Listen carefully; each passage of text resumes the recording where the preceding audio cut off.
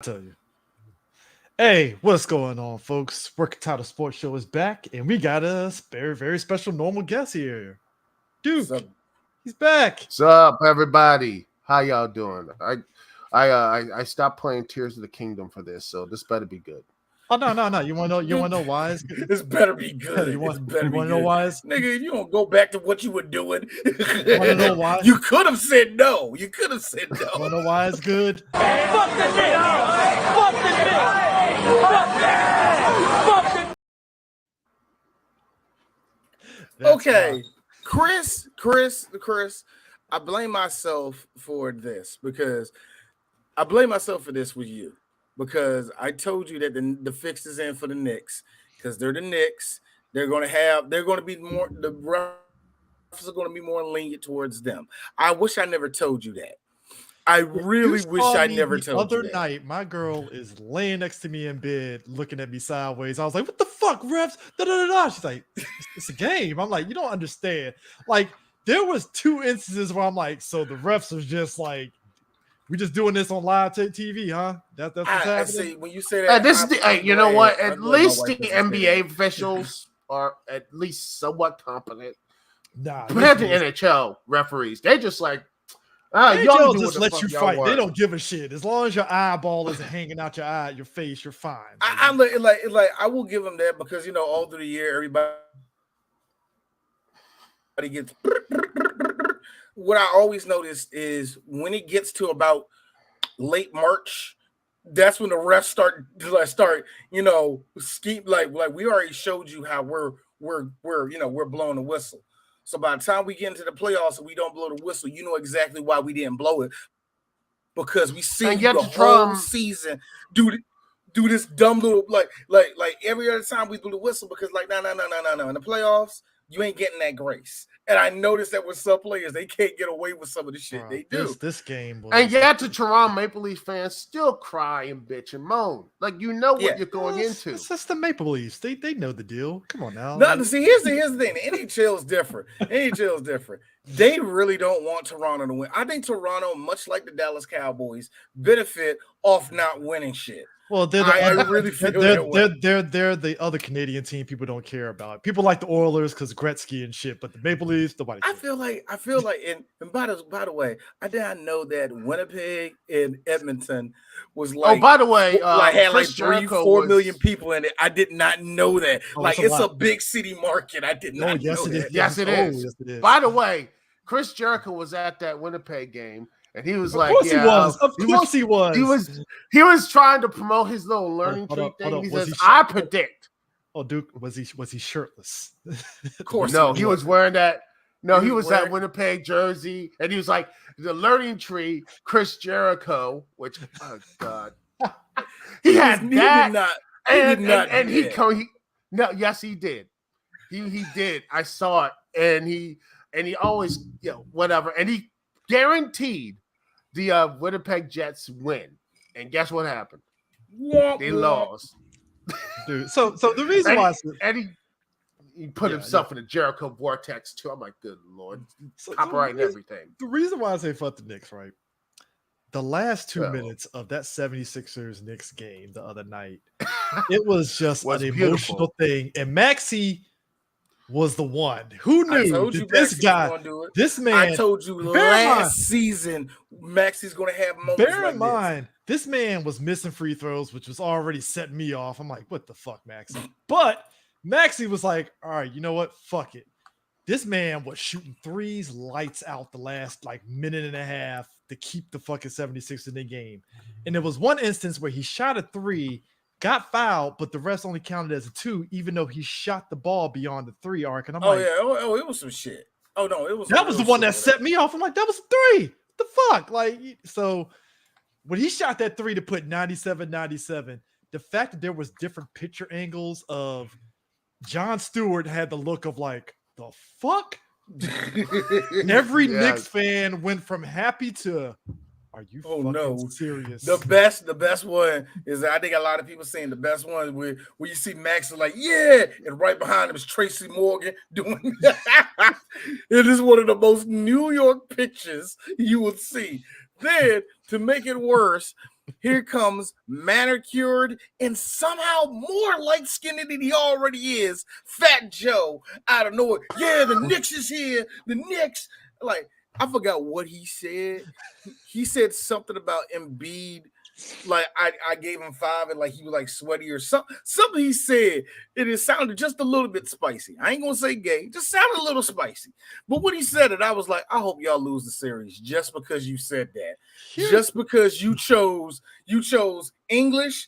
It was like English and New York. You said New York. Just for that, I hope the whole series. Unsung hero for the Sixers. Unsung hero, Kelly Oubre, because there was a couple. Kelly Oubre I'm like, son of a bitch. Kelly Oubre has been steadily getting his 12. I think he got like 10 the other night or something. He got 12 in that game, but it was enough. It's enough. It's like when he has to step up. To his credit, when he got off injury, to his credit, like the last part of that season going to the playoffs, he helped the 76ers kind of keep their playing hopes alive to kind of like get them in. Like Maxey did his thing, and Embiid came back and did his thing, but Oubre was kind of the thing that they needed to kind of get them into the playoffs. So the last game, to his credit, there were a couple of shots that it was basically second chance shots that Oubre was getting that helped them in that whole game, basically. So and by the way, Joel Embiid is basically the walking just injury person throughout the entirety of. God bless he's trying him. He's so trying. Hard. He's still gonna be like, at this point, he might just. I think he's gonna do the same thing. KD, just like AD. Yeah, AD. He's gonna go for a ring trade. At this point, I think it's basically for his career and health. Go to Phoenix. I think he just needs to leave. No, he's not going to Phoenix. That's a dumpster fire. Everybody said. I'm hearing LA. I hear Miami. I think Miami might be the smart move, but Miami will have to give somebody. You know the smart move. Go to the Bucks. No. Yes. No. Wait a minute. So you super team, baby. Him, Giannis, and DL. Yes, the super team. That's a lot of weight, my nigga. That's a lot of weight, my nigga. Or the Heat. The Heat would be actually a pretty good spot for him, though, to be fair. So him and Jimmy Butler reunite and hopefully no one will get. Hopefully Jimmy won't get mad and start cussing everybody out, and then sit for the whole season. And then when the playoffs start, all of a sudden he's like, "Oh, time for Magic Johnson to reappear on the court." You know what I'm saying? Well, guys, the Magic is gone because the Heat got pretty much gentlemen swept 4-1. Boy. Okay, that last game. It's already bad enough that I think Derek White has showed that he is actually, hey, I want to be present day Ron Harper. He showed that to me, and he's actually stepped up. Ron Harper, now there's a name I haven't heard in years. Like, here's the thing. I ain't saying that NBA players shouldn't cook you, but he's the one that shouldn't cook you that bad. Yeah, he does. When he's doing it, and when he's the one doing it, there's a problem there, man. There's a problem there. I will give but while we're talking about the team, I will give Orlando this. They're not going quiet. I will give Orlando that. They're not going quiet, and it shows me, it is showing you what I told you the problem was with Cleveland. Y'all could get knocked out in the first round. That team is experienced enough. Lights out. If they would have like put it this way, if they would have went against the Bucks would have beat them. With Doc Rivers coaching them into a wall, they would have lost to Doc Rivers and them. Yeah. Look, come on. Yes. Doc Rivers. Yes. I'm sorry, man. Doc Rivers is just I don't know what I don't think it's Doc's fault. But let me put it this way. I don't think it's Doc's fault, but good God, they're bad. Are you copping pleas for Doc Rivers? Because I gotta be real. It just proved that the other coach was better. Okay. Yes, Griffin was a better coach. We all know that. What the Bucks as an organization did was very stupid by replacing him with Doc Rivers. Not saying Doc ain't a good coach, because Doc has. Here's the one thing I give Doc of anything. You proven that you can take a team there, and you might be one that could give them some type of stability, type of culture. He's lucky. And all the rest of that. Sorry, he's lucky at this point. at this point, like I don't know who he talked to and all the rest of that. They did put him in that position. Now, here's the thing: what we already saw, they are terrible under Doc Rivers. Doc cannot get these guys moving as one for nothing. And when I saw that performance that DL put the other day, what was that, game 3? Yeah. I was like, this is insane. That was game 2. Like, this motherfucker's crazy, man. You know, he woke up with violence in his heart. What do you mean he's out with an Achilles injury for the rest of the series? Dude, I tell you, look. God doesn't want the Bucks to win this year. Oh, you know who I think the last game when they won late, was it game 5? That was luck. I will tell you this. God don't want them to win. You know who I'm looking at right now?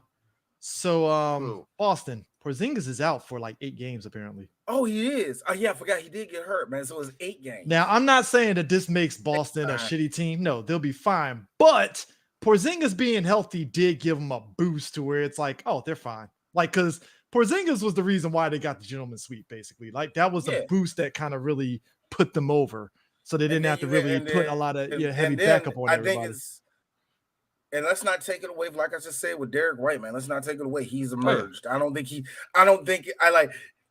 kind of think this is a Jordan Poole thing, so don't look too deep into that. Yeah. But at the same time, he showed that I'm a weapon. I could score. Do you see all those buckets I put in there? Yeah, it might not be 30, but I'm gonna drop like a good nigga. Got 20. What? You know what I'm saying?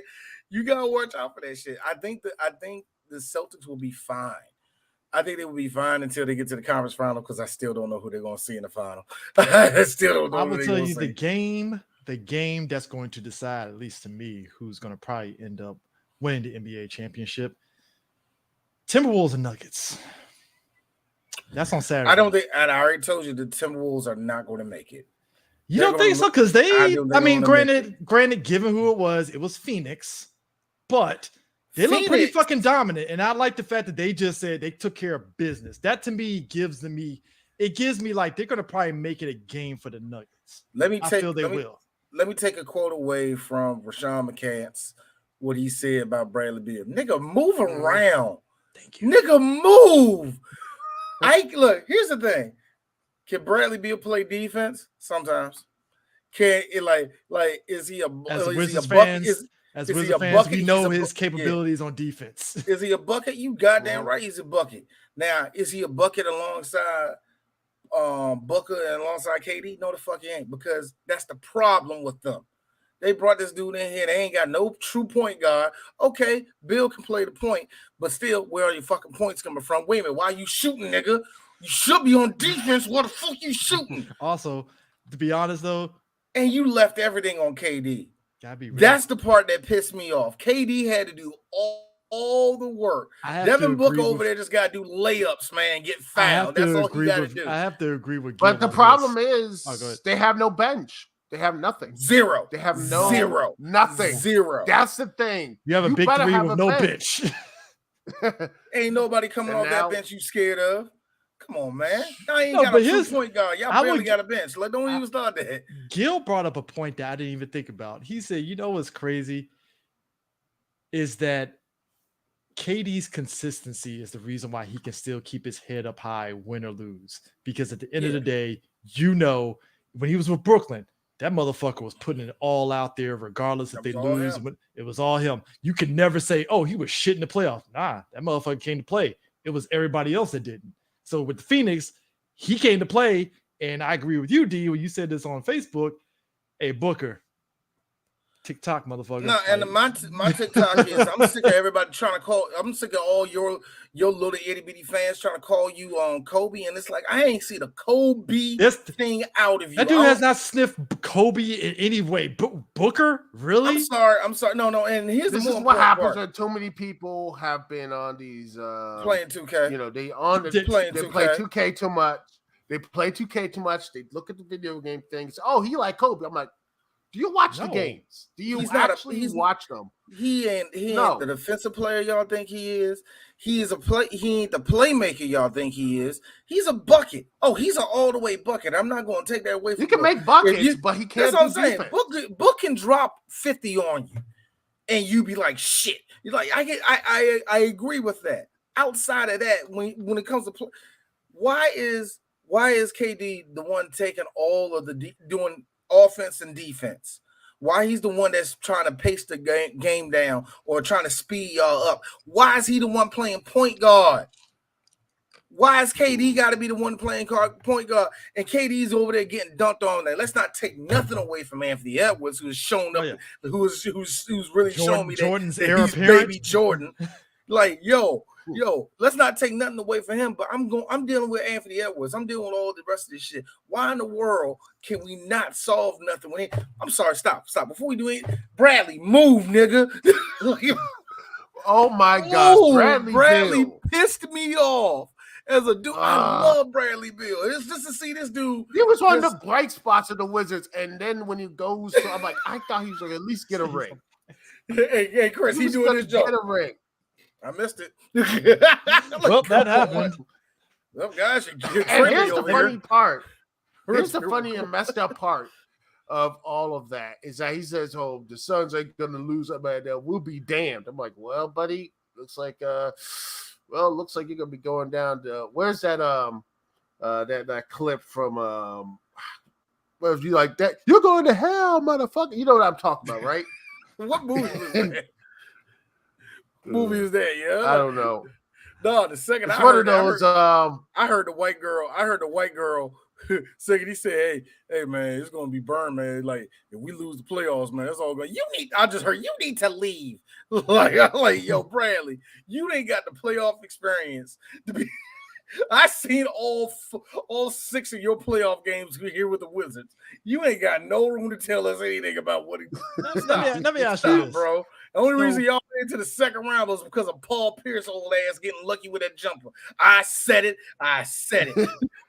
You gave us hope. Actually, no. Actually, no. I think Bradley only went once with the Wizards. I already think was it twice? He won on the team. I think he went to the second round. He won on the team. He won on the team with Bradley Paul Pierce. No.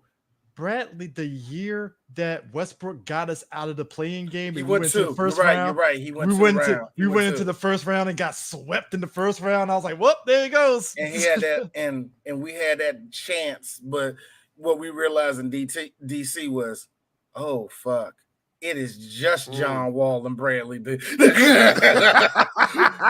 what's it. We forgot. We still got who was that dude that only scored like 2? Bryant. That only scored like 2. Who was our center at the time? Who was that? I forgot. That's why this year. I laughed at the fact. Yeah, but then now they're just like floating around at this point, and it's sad. I mean, well, this season, the one thing I'll give the bright spot, it's like they finally figured out. Look, we love Jordan Poole. You're coming off the bench, Jordan. You're not starting. And you know what? Second half, they picked it up. Responded. Was it wins? Shut up. Baby steps. Shut the fuck up. There were wins. Put it this way, I would just say this. Their performance after the All-Star break was way better than before the All-Star break. Oh yeah. It was way better. Once Poole came off the bench, it's like the play went up now because it's like, oh, Poole's not really a starter. He's an off-the-bench player. Cool. Got you. Awesome. Yeah. And by the way,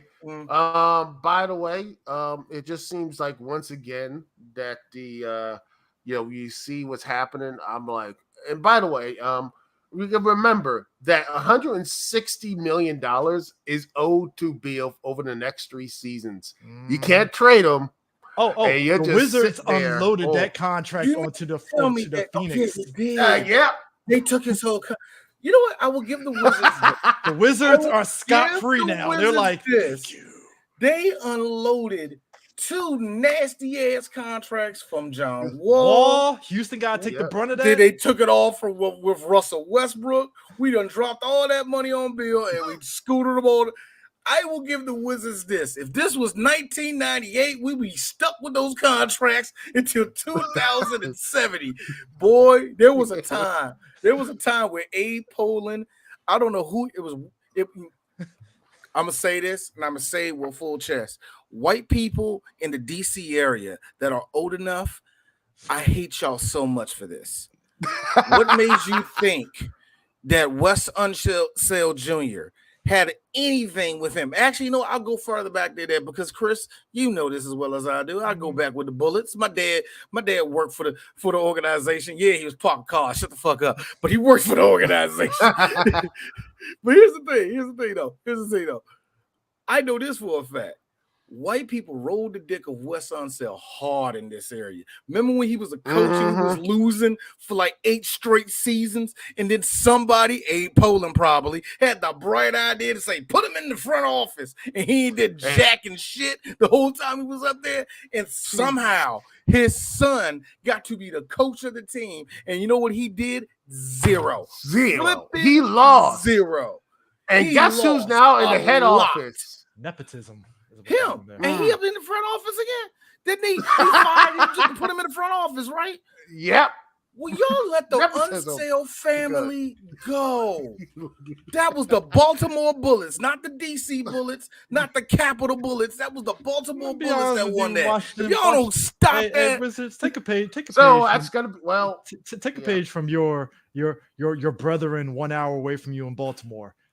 Clean house on the front office and get some new people in there. The Orioles did it, and it made that team way better.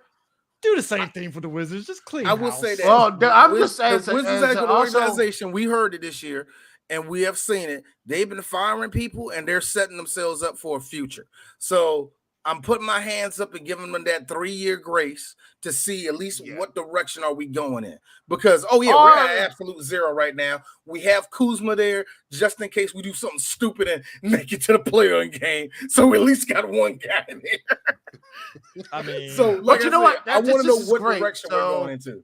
What you say? So I can't wait for this when Ovechkin retires and such, it's going to be him in the front office of the Capitals then, and his son's going to be the coach. And it's just going to continue. I got a feeling they're going to do 40, that. 50.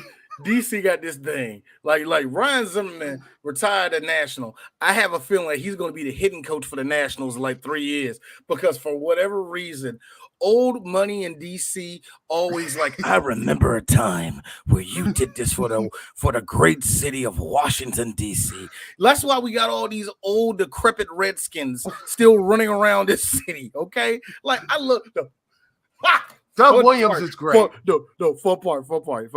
All of us will know this. Me and my dad was watching the game this last season, right? We're just looking. My dad did this exact move. That ain't Sonny Jurgensen. That's not Sonny. What the fuck? I'm like, why is he still up in the club? My mom, who hates everything about the Commanders. Yep, that's Sonny old behind. I was like, yo, he's still getting free tickets around here. Let me ask y'all guys this. If Jerry Subs was still a thing in the DC area, I thought it still is. Sonny. No, it ain't. What Jerry's you went to? I thought Jerry's somewhere. I thought Jerry Subs was still here. They put a bullet in all of them here in PG County. They're all gone. Okay. They're gone. But yeah. Silver Spring has a Jerry Subs. I'm about to say, there's got to be 1 or 2 left. There's got to be 1 or 2 left. Yeah, there's 1 or 2 left. And half of Jerry Subs menu is just old Commanders and Redskin players. Just like you get the Daryl Green sandwich. You got the Sonny Jurgensen meal. Hey, F you. The best sandwich that existed at that time, and I don't give a fuck what anybody said.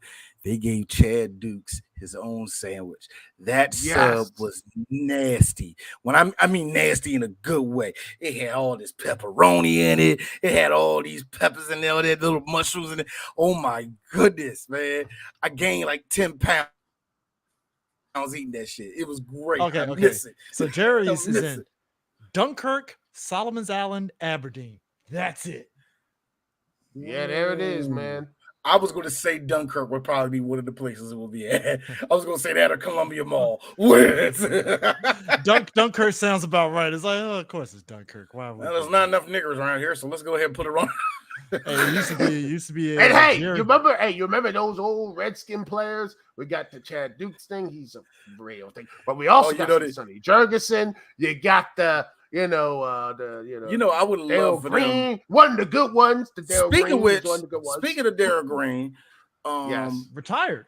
Yeah, retired they're New Jersey. retiring his number, and Yeah. we're me and Chris, we're Cowboys fans. I absolutely love and respect. I absolutely love and Yes, respect. he's the Dale greatest Green. corner the Redskins One of the ever greatest ever. Easily. Period. It was like, had. And I am here's the one so thing, happy. Go ahead. the one thing I would give the Redskins this, in my opinion, my top three cornerbacks of all time. Two of them were Redskins. Him and Champ Bailey. Him and Champ, like And number one is Deion. Come on, man. Duh, prime nigga. Yeah.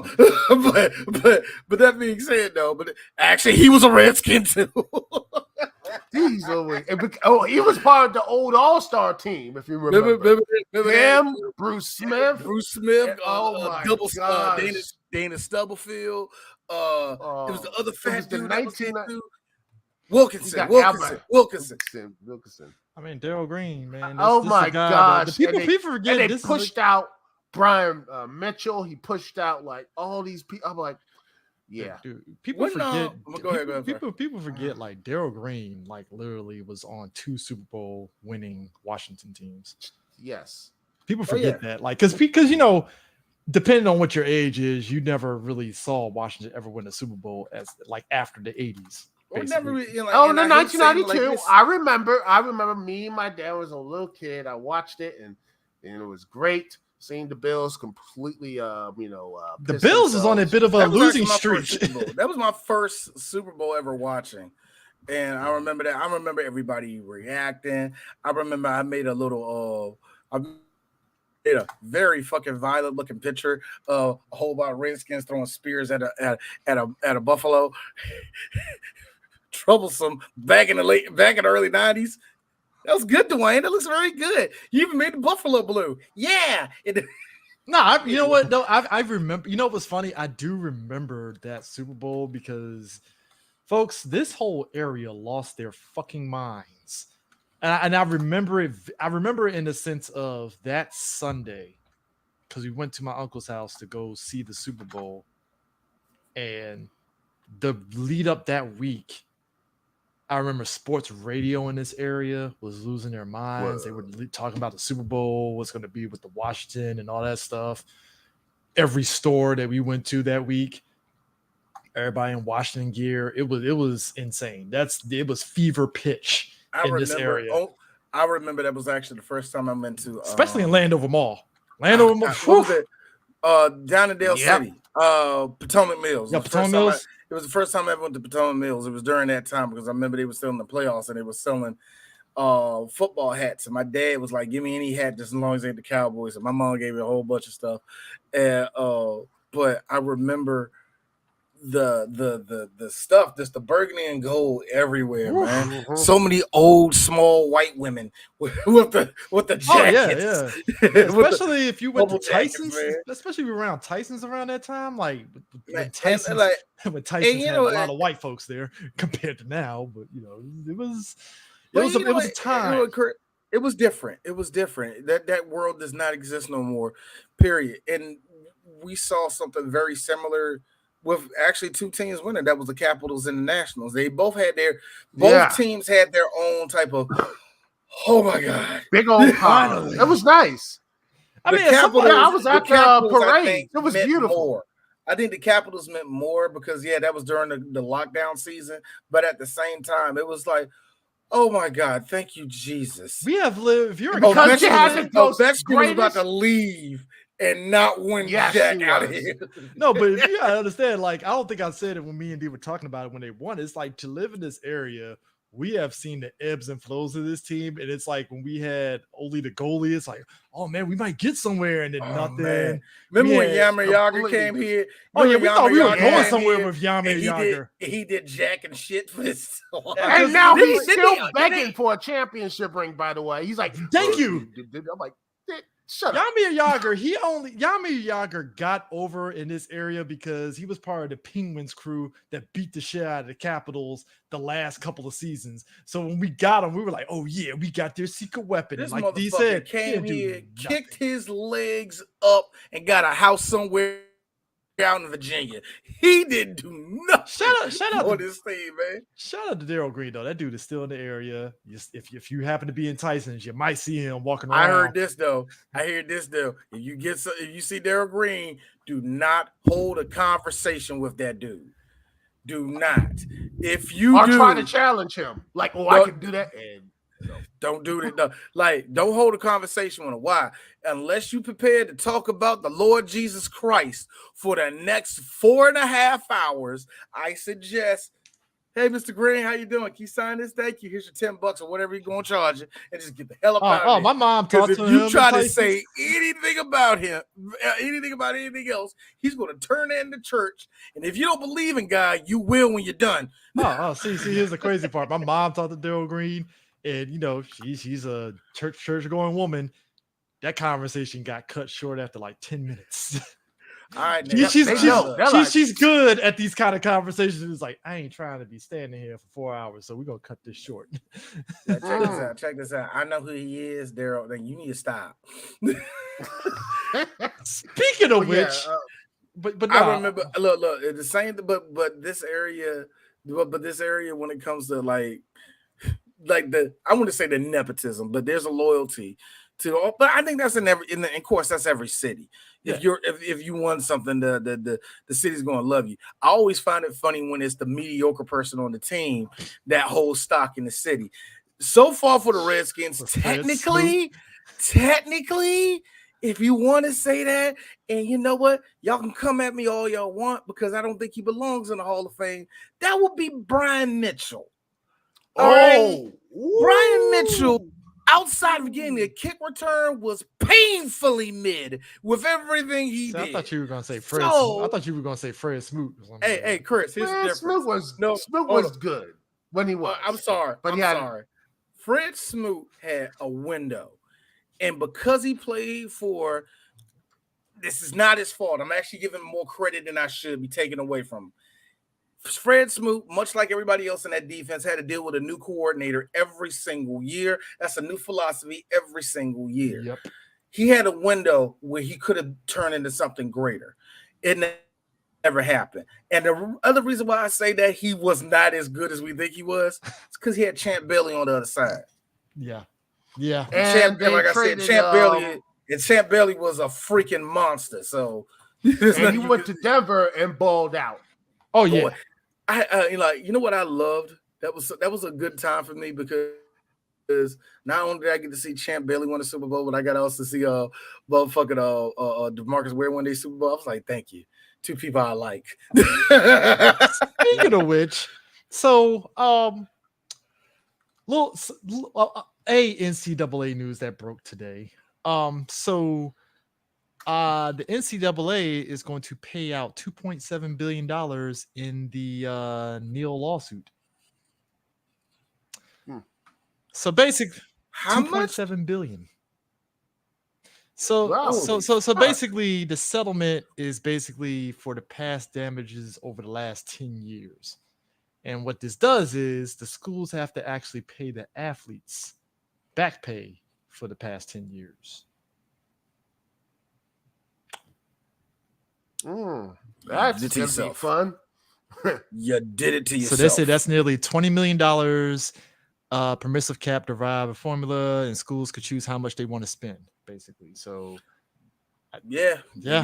Hey, look, this will turn into like the second you gave any of the students money, there was going to be somehow some type of thing that they had to pay back pay, or somebody was going to sue them because of what the NCAA did years before. Mm-hmm. That was that. Yeah, thank you. A lot of that is going to be into injuries. I bet it would be. Oh yeah, hell yeah. Because it's just like the NCAA are like, this is good. This is good. I know there's going to be a lot of conversation amongst the radio shows, and anybody else is going to talk about it. That's going to say how bad this is. This is the thing that they probably knew they was going to run into the second they started playing the players. Yep. And it's just one of those things where, yeah, if y'all did it earlier, or if y'all did your own policy right the first time, y'all wouldn't have to go through this shit. But whatever. That also being said, did you hear about who is that? Reggie Bush getting his shit back? Yes. Oh my God. I was like, about goddamn time. It should have never got taken from him in the first place, to be honest. I mean, I think we've all said It shouldn't have. And I think he was just a victim of that unfortunate. Well, Reggie, we're not taking that away from you. Now, if this was Matt Leinart, we would have never took your. And I stand by that. Matt Leinart was one of the biggest busts ever. I hated Matt Leinart so much, but hey, man, if he was white, there would have never been a situation of that. So, yeah, whatever. But I'm glad the NCAA is getting getting the baby father is getting on the baby mama back pay shit going at him, trying to get more. They're getting less. I mean, they need it. I mean, yeah. it's definitely there and stuff. I'm definitely kind of excited to see what this means. I can't wait to see it. It's going to be very interesting. There's going to be a lot of people hopping in that. There's already a lot of people hopping in that goddamn portal already. Anyway. I mean, and besides, way too many for me. Let's be real. This basically confirms what we already know about college sports, especially football and basketball. They're the minor league systems of the NBA and the NFL. And I think they really are. Yeah. Like, that's why people say, what about the G League and the X stuff? I'm like, shut up. Just stop. The minor league system is, the schools and everything they're the minor league system. And I don't care how much money and time you can put in the G League or whatever. You're not going to get any much love, respect, or whatever that the college ranks. Even though how much they can damage it, they still have that love and that type of cachet from all these communities. And it's also you're wearing the colors. And also you're just wearing the colors. That's the big part about that too. If you were Oklahoma Sooner, you could be a bum and they still call you a fucking Sooner. Yeah, exactly. You're always going to be that. That's the only reason why you got all that praise, because the second you get into the professional ranks, NBA or NFL, all right, now we're judging you as an individual. Now we're judging you as a professional, and you need to take your ass to the G League and get some seasoning on you, because apparently you doing all that college offense, which, Chris, we already talked about that. They really need to kind of change it up, man, to keep it up with the NBA. But you still doing that college game. That's why you in the G League right now, because you don't know how to press nobody. You don't know how to play no defense. I'll say this though, real quick. You should have did 3 years instead of that one. Going back real quick to NBA, because I meant to ask y'all this. So Knicks and 76ers play tonight. Who do you got? I think the Knicks are going to win. I honestly think the Knicks are going to win, and basically, well, guess what? Hey, Philly, guess what? You're going to be going through again. Look, all I'm saying is this. Oh, I'm welcoming. Are y'all pumped for the process 2.0? Look. All I'm saying is this. I just realized that they're going to have to. I don't think they're going to blow up the team. They shouldn't.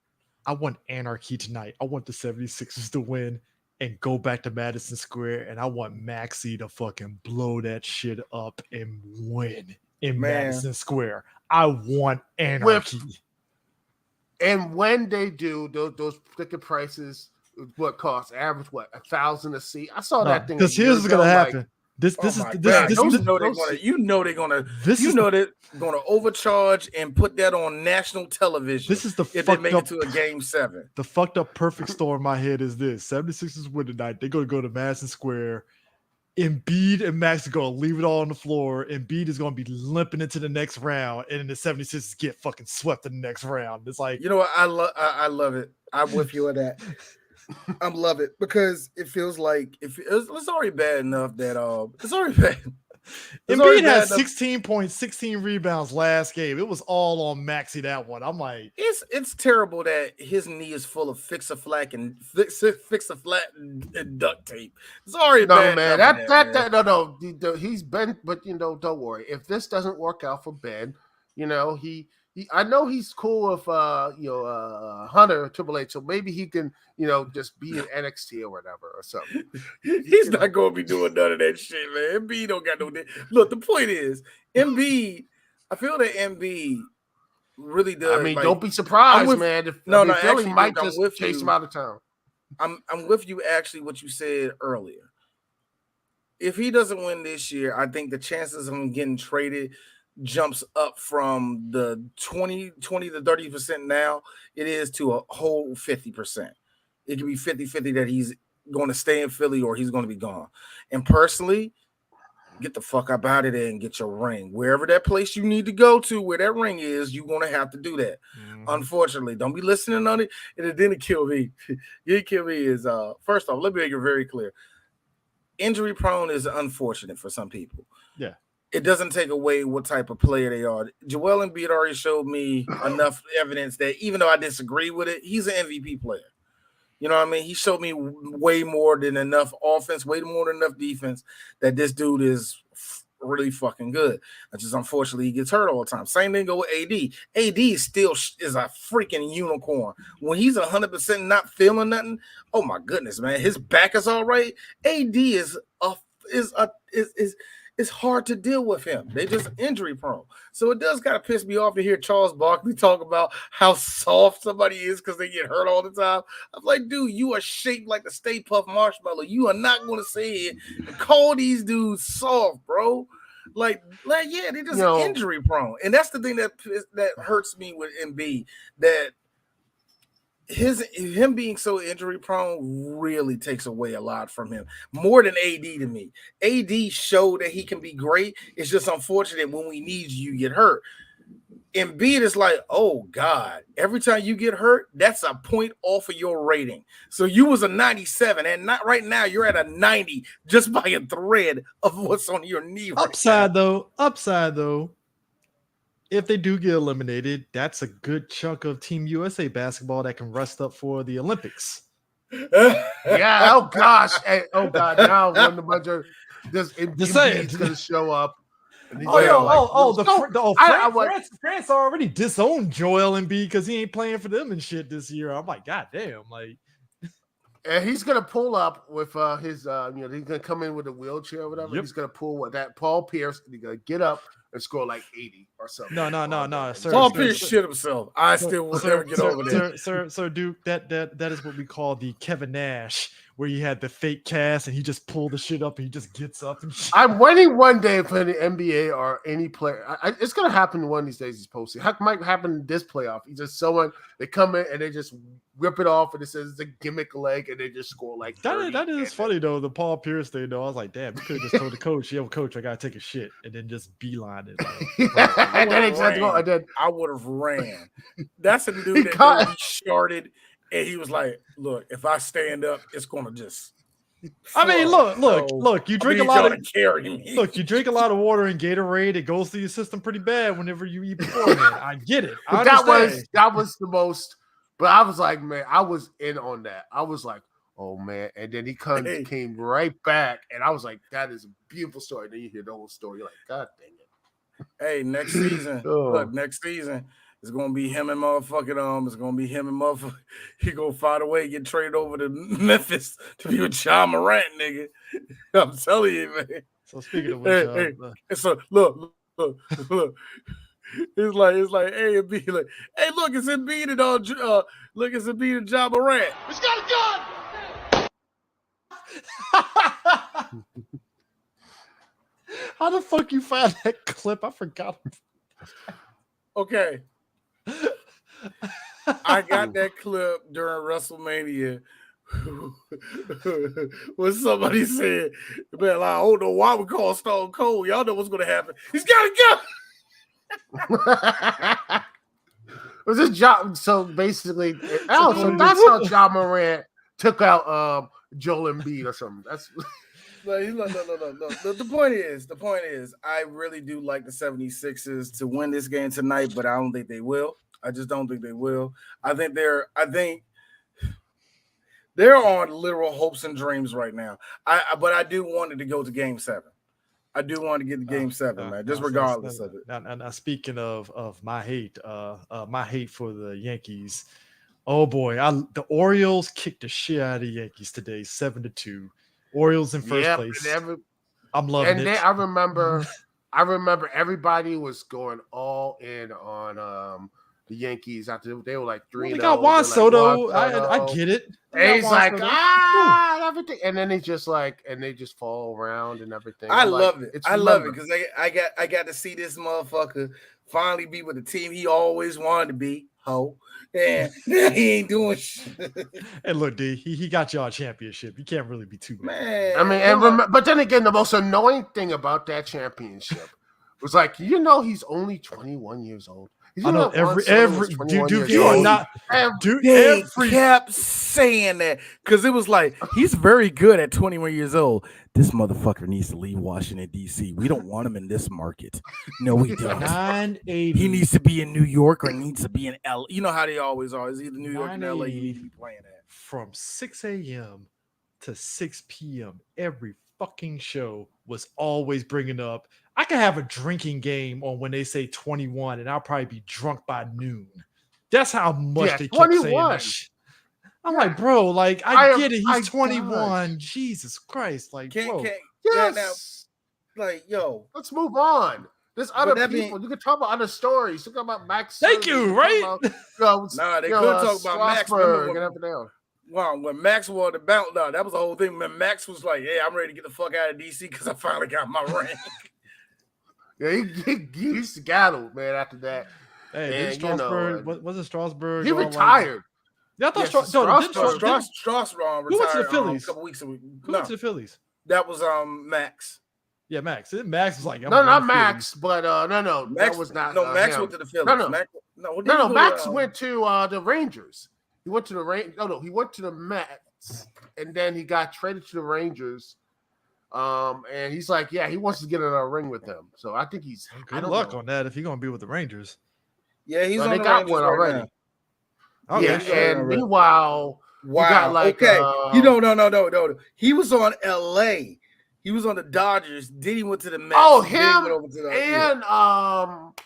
and Turner. Him and Turner went to LA. Trey went out. Yeah, Turner went to Philly. Trey, I don't know why I got that confused here. And also, gosh. But who was that one dude who said, "I can't wait to bring a ring to DC" when he was in who was that guy? Gosh. Not Anthony, because Rendon got traded. Rendon don't give a fuck anymore. He went to the Angels. I think he went to the Angels.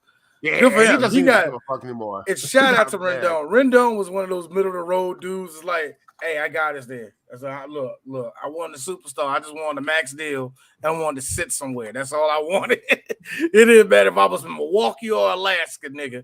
I just wanted my max deal, and they weren't trying to give it to me. I will say, hey, real quick, Chris, you was talking about the Yankees, right, and how y'all beat the Yankees. I got to say, the Nationals, we beat the Rangers yesterday 1-0. Beautiful. And then the Rangers came out today and beat us 6-0 today. The point is, though, we beat a World Series team. Last year, we couldn't do that. It's baby steps. So I'm like, this is what I'm saying. Wait. Let's wait until you get the thing. So that's what it is. That's all you have to do. Just wait. The Nationals are flirting with 500 this season, which I'm like, stop. Stop trying to get good. We need to be bad, remember? We got to give our minor league guys time to cook. Which, by the way, much like the Orioles, man, the Nats really do got a really nice farm system, man. The guys, they are building the farm system. They're finally now. It's just they're finally again. They're taking the page from their other city brethren, the Orioles. This is how you build a farm team. Hey, chill. Y'all couldn't do nothing until y'all got rid of Chris Davis' little non-doing anything ass. Don't do that. Yeah, exactly. That man couldn't hit couldn't get a cold at some point. He really couldn't. He really couldn't. I just like that, we always say it as a caveat when it comes to the Nationals. We got a World Series. Yeah, none of that shit was supposed to happen. We already know. None of that was supposed to happen. Yeah. That was the baseball gods going, let them. Here's an unsung thing that came out recently with the MLB. So the average time 1 month into the MLB season, the average time of a 9-inning game is now 2 hours and 36 minutes. Good. Down 1 minute from last year. Good. A minute. Now they're saying it's a lot of factors. One of them is the pitch clock. The pitch clock is the thing that's kind of basically keeping the game flowing to where it's not just lingering and, as per usual. If you actually fully watch an MLB game now, it actually goes at a good flow to where you're not bored out of your fucking mind and shit. It's like, they're actually flowing it pretty well now. So, and I'm really glad the pitch clock is doing that. The pitch clock is only pissing off the pitchers. Yeah, that's really it's only pissing them off. I've yet to see the pitch clock go off and the catcher's like, come on. The catcher's not doing it. That's only the pitcher. The catcher like this. You done, bro? You done, man? You done doing all that? Are you finished? Are you done? Are you finished? Are you finished? Are you finished doing your tantrum? All right, I put up 4. You know what? Look, I put up 3. You already know what that means, man. Get this thing done. And come on, man. And also, I saw this the top chat film on YouTube. Blake Diamond Archives. It says injury-prone athletes are glass cannons, but they're still cannons. They get the job done when the time's right. Oh yeah, that's the point. That's the point. No, that is the real truth, because a lot of that, and when we was talking about Joel Embiid, that's what I realized with Joel. It's just he just gets hurt. AD was more of a dude that was, and see, backs are the real tricky things. Are really tricky. You know what I mean? And because I seen it with baseball players, you sneeze too hard, you ain't coming in the game. Look, I you know what I mean? I have strained my back just sleeping wrong. And like you said, the idea of you try to cough and you're like, that's like, yeah, that shit's real. Like I like I said, like that was so funny. We had to hear our boy laughing at that shit. Like, no, that's dead serious, man. Because what are you using all the time in baseball? You're using your back all the time anyway in baseball. Same with golf. In most of the sports, you do using your back. So with baseball players, golfers, I hear that with golfers too. Oh shit. Miranda, get the ice pack. Get the ice pack, Miranda. People were fucking cracking on Tiger Woods. Oh, he's out for a back injury. It's fucking golf. I'm like, guys, you don't understand. Like that's a lot of back. Yeah. You know what? And that's what it's so funny because it's like back and Achilles. Your knee. Back, Achilles, and knee are like the top injuries in golf. Easy. And that's the thing I didn't get about it. Like, what is that? And everybody, and it was, I was like, God. I was like 21 when Tiger started getting his knee problems. And I was like, what does he got to do? You ain't got to run this or all the rest of that. And it was just very simple. Do you know what wear and tear does that do onto your knees? And think about it. He's a world-class golfer. So that means he's going out every single day hitting. And these, like you said, walking, these greens are not small. They're long not walks. Small. These are long ass walks, man. You're walking damn near 10 miles just doing that motherfucker. That's even with the golf cart. That's even with the golf cart. You're still walking. Yeah. So I didn't realize the wear and tear that puts on your knees, man. Especially like it's like walking the green. Okay, that's walking the green. It's like it's soft grass, nigga. They ain't gonna really hurt you too bad. But I like that. Plus, you already did like. You did like a round of golf as a warm up, and then you're doing another round of golf to practice, and then you're doing one more because you like golf so much. So you know what I'm saying?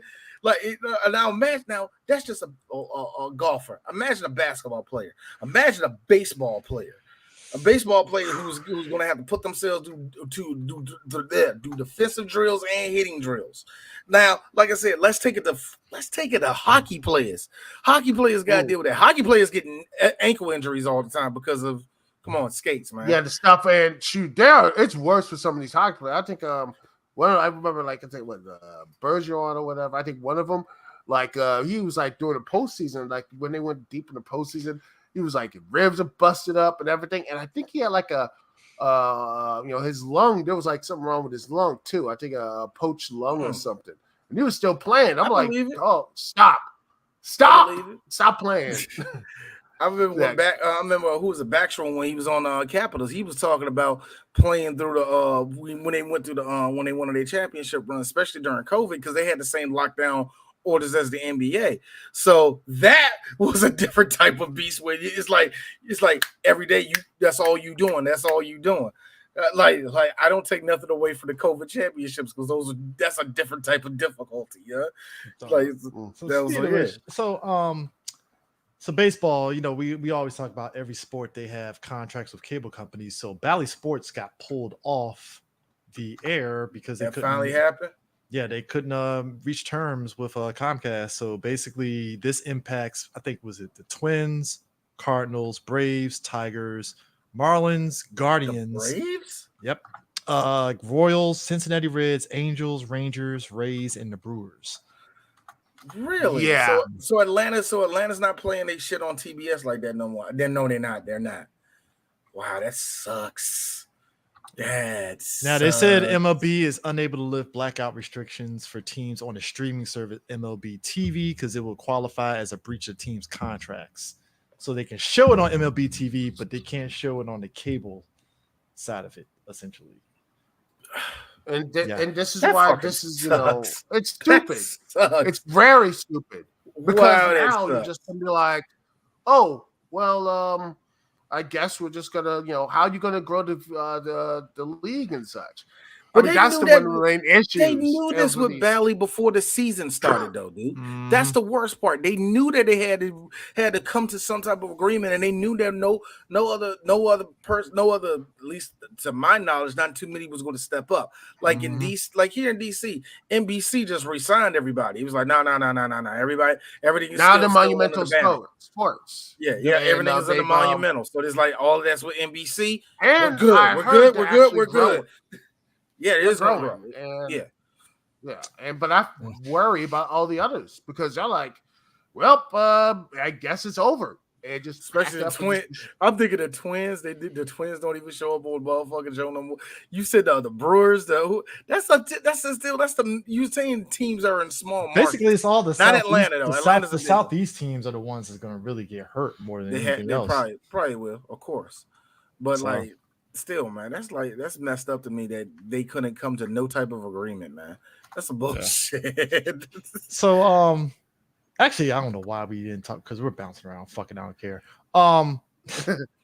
There's so many rumors right now. So the Lakers got bopped about the Nuggets as we knew they were. So Devin Ham will be the new Wizards coach. I'm just gonna say that. Don't you put that on the Wizards fan? Put that evil on us. Is either him or JJ Redick, which at this point he's. I would take JJ Redick. Actually, boy, I think now podcast. Come on now. No. They are trying. The Wizards are trying to keep the guy that was the interim coach. They actually like him. And he's been pretty good. He's the reason why. To be honest, he's the reason why Poole went to the bench. That's what I'm saying. Despite them not really equaling into wins, they're kind of weighing should we go ahead with them because they actually do like him. So, but to the Lakers and the Nuggets, I am disappointed that series didn't go the way I wanted to. Because here's the funny thing when it comes to the Lakers, I don't care for the Lakers like that, but they have a soft spot in my heart because they're the Lakers. It's the NBA. It's the playoffs. I'm used to seeing them. They're a team with 295s and everybody else is 70. Come on, bro. I will give this. Lowe showed up this year. Well, except for D'Angelo, he's at 80. But that being said, if you watched them this year, you can tell Darvin Ham didn't want him to do any of that the whole season. Nope. You can tell that they had nothing cohesive in that team like that. How in the world? And I agree with a lot of people. LeBron should be a number 3 right now, but he's the number 2. But here's the unfortunate thing: he has to play a number 1. You're not going to bench LeBron. Of course not. Of course not. What you do. But you're going to play him like a 3. You're going to play him like he's the number 3 out there, which is fine. And LeBron would love to do it. If y'all motherfuckers want to play, y'all want to play up to the level that y'all need with him. And that's the only thing that gets me is that they had enough role players to make this a series, and they kind of did. But you can really tell that Darvin Ham, why are you benching these niggas? Why are you benching them too? And AD, look, and here's the best part. AD was healthy the whole time. Why are you putting him on the bench, man? If you don't keep him out there to give you every second of a chance to win. And Bron is free agent after the season. And it's question marks abode. And it should be. I'm laughing too because everybody. And now, man, I can't wait for him. Well, he's gonna come back home to Cleveland. We don't. He'll be welcome home. Nah, that I'm ain't. laughing more so because it's this thing of trying to get Bron and his son on the same team. I'm like, best of luck on that. Best of luck. Good luck. Because here's the thing. Oh gosh, I'm not that's taking- gonna hurt that child. I'm not life. taking That's gonna destroy anything him. from Bronny at all. What I'm saying is, guys, if you're expecting Bronny to be the next LeBron, good luck on that. All right. The kid, from what I'm seeing, he's fine. I can't make heads or tails of him to whether he's going to be this big superstar. It's just No, not with He's that okay. 1 year he had. Not with that 1 year he had. just He better gonna play be 2 fine. years then come in the NBA. yeah, I think he's going to be fine. Look, he's going to be a Gary Payton Jr. to me, and that's not a bad thing. It's just like no, That's a bad thing for D. I feel like Gary Payton Jr. Gary Payton Jr. does really good as a supporting role to his Gary credit. Payton Jr. felt like he got in there because you wouldn't be happy to be the son of Gary Payton. Yeah. Like I feel like that's how he got in. Like Austin Rivers just walked in and he just held his dad's arm as he walked into the stadium. Like I can tell with some of these dudes, John. Like I said with some of Here's the these sick dudes. part out of all the siblings. Like Kenyon Martin. Kenyon Martin's the only one that didn't do shit for his son. I ain't got shit to do with it. You got it, man. Yeah, you got it. You got the juice now. got I it. didn't do shit. Got it. Hey, Dad, you want to come up here? No, I'm good. Like I would say this, because even Steph Curry's brother, his brother's actually pretty good too. Steph, He ain't like look, superstar, but he's actually pretty competent. I told you this before on this show before. Me and my dad got into a fight with him. My dad says, no, that nigga a bum. I'm like, no, he's not, Pop. Blah, blah, blah, He's blah, blah. competent. Blah, blah, blah, blah, blah. Defensive interior. He can't, like, yeah. He sucks. He ain't better than his dad, so he ain't that good. First off, I put Steph Curry's brother over Austin Rivers any day of the week. Oh, man. Like I said, Austin Rivers got in there holding his dad's arm. That's how he got in there. Hey, Dad, can I play for you? Sure. Hey, Dad, can you protect me? Don't worry, son, I got you. Don't worry, son, I got you. You're going to be on my team. You're going to come off the bench. We're going to make sure we utilize you the best way. Now, if you ain't on my team, I can't guarantee you where you're going to be at, son. Best of luck. That's between you and God right there. I can't do that for you. I can't tell you how to play defense. I can't tell the other coach you better play you. That's so unfair. Like real talk. It is really unfair that I say that about some of the kids that come to the NBA who are sons of legends like that. That is kind of messed up, but at the same time, it's like, no, nigga, no, like because here's my thing. You didn't have to be a basketball player. You could have been thank you. That number one right there. You didn't have to play basketball. But number two, I feel with some of them, it's like you're not better than the kid that had to get on this team through the practice squad. How did you get here and yet he didn't? That's why I never. How do I got to see the good work come out of this player and not you? That's why I never knocked Gary Payton's son, because his son was playing in the G League before he got on the Warriors and did what he did as a supporting player, and I was fine with that, because I was like, well, he came from the G League. It's not like he came straight to the NBA. So it's like, all right, fine, whatever. Like, all right, fine. I'll give you that. I'll give you that, because I haven't seen anything from Kenyon Martin's son, so I got to really kind of like. He plays all right, man. He played for the Rockets. He all right. Okay. He all right. He's one of the only good things about that team. He really is. I'm not even trying to be funny with that. Oh, I just found this story here. Supposedly, according to Barstool Sports, is the Sixers bought 2,000 tickets for Game 6 because they are terrified of Knicks fans overtaking Wells Fargo. I don't blame I actually don't blame them on that. Do you know that Philly often gets the weird wiener on their forehead from New Yorkers anyway? So I absolutely do not blame them on that.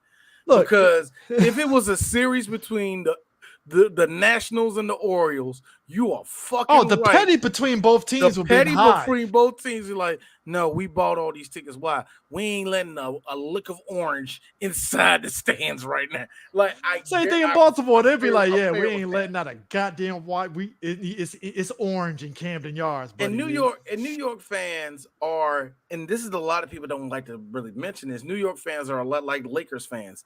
A lot of them are rich and can buy fuck off tickets like that. A lot of them can, like, some of them are lawyers. Like, hey, we're going to down to Philadelphia. I bought 10 tickets. We're going to be sitting in the front row. Everybody wear orange. Yeah. I can see that. I can see that. So it's like, no, we're dipping this in the bud right now. Like none of these motherfuckers get tickets like that. I don't blame them. So, wrestling guys. Boys and girls, my gosh, everyone's going crazy. Cody Rhodes is responsible for the wrestling WE losing all of its fans. Everyone's saying AEW's dying, and I'm like, the ratings went from 2.4 when Roman Reigns was the tribal chief, and it only went down to 2.0. Oh my God! Fix this in, guys. This is the moment. This is the moment that we all been waiting on. We told you that Cody was not the champion. You know what? Here's the thing. I don't know if it's like wrestling fans are the only fans I know that like hopping cock first onto something hard. Like I will never understand ratings. I'll never understand this idea of unless you're a stockholder. Like Cody sucks. Like, didn't y'all want him to win the championship? Like, right? Dude, I laughed at you because I knew you was trolling because you're like, hey, fucking go with a wave. I understand what you do with that shit. But the shit that pissed me off was the people that dug their full heel in going, no, I don't want to see Cody Rhodes win because the ratings going to go down. And I'm thinking to myself, it's wild because 10 years ago, y'all said that about Roman Reigns.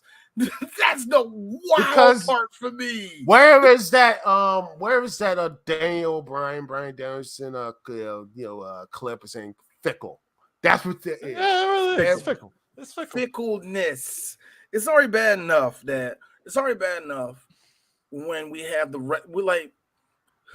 I hate how Tony hyped everybody up to act like to do everything what the marks say. Like, hey, say something about saying shit. Like, imagine if you like it's already bad enough we got that going on. It's like you're just adding to people's tribalism. Stop that shit. Just stop it. Because it ain't going to result. It's not going to net the result you think it's going to net. Exactly. But it is. But you know what? It is entertaining sometimes. So I can't lie and say it's not entertaining. Sometimes it's entertaining. Sometimes the annoyingness is like, this is actually funny. Yes, but I don't. But meanwhile, I always look at this in the wrestling and everything else. I look at this and I'm like, at least TNA is doing. Oh wait, they just fired one of their most important members. Scott or whatever? And he's like, yeah, they fired him. And they fired him. And they're like, don't worry, everything's fine. I actually watched their last review. TNA is just permanently cursed when it comes to TV problems, so we're not just going to go there. But when I watched it, I was like, they're still the same. Mm-hmm. So why did you fire him and make a whole big deal out of firing him? Because that's what they did. They made a whole big deal like it was going to change, like it was a new frontier or some dumb bullshit they were saying. And nothing happened. Nothing different happened. If anything, watch this name. Sammy Callahan came back, right? Mm-hmm. Sammy Callahan, yes, Duke. Sammy Callahan came back in 2000. I saw Duke's face immediately. It's like Sammy Callahan. Hold on. Here's the worst part. AEW and WWE didn't fight for this nigga at all. So that tells you where he's at. And no. Sammy Callahan is cool with Moxley. Here's the worst part. Here's the worst part. Lights go out. Lights come back on. I'm like, y'all don't even know that's Sammy Callahan. And then you got broken Matt Hardy. Also, I'm like, dude. Broken Matt Hardy coming back was okay. Fine. The gimmick is back, I guess. Cool. Moose and Zig had I know his nickname if that's Dolph Ziggler. Dolph Ziggler. but they had but Moose and Dolph had their fight, and it's something that I've learned. Something I've learned from Dolph Ziggler, seeing him over the years, which is Dolph. This match was only going to get a 3.5. Stop. But he tries. He tries really hard. He did the zigzag. And I don't know if it's because And I give Moose that credit. Moose can do like little tumbling flips to make somebody small look like they're big. But when he did it, he did like one of those tumbles. And he flipped and he like landed on Dolph awkwardly. I was like this. But hey, guys. This match is not bad, but y'all need to wrap it the hell up. Hey. But you know what? At least Moose was competent and looked great. I saw clips of Nick versus Del Rio or Alberto El Patron. I'm like, the new AAA champion. Why? Good Lord. Why did he even have the belt? So you mean to tell me Del Rio? Does he? So like my thing is this, and I was like, how did he have the belt? He didn't have the belt. He didn't. But yeah, Patron didn't have the belt. He was like up for it. But I was like, how did that nigga make it to the finals? How did he? Because they are desperate.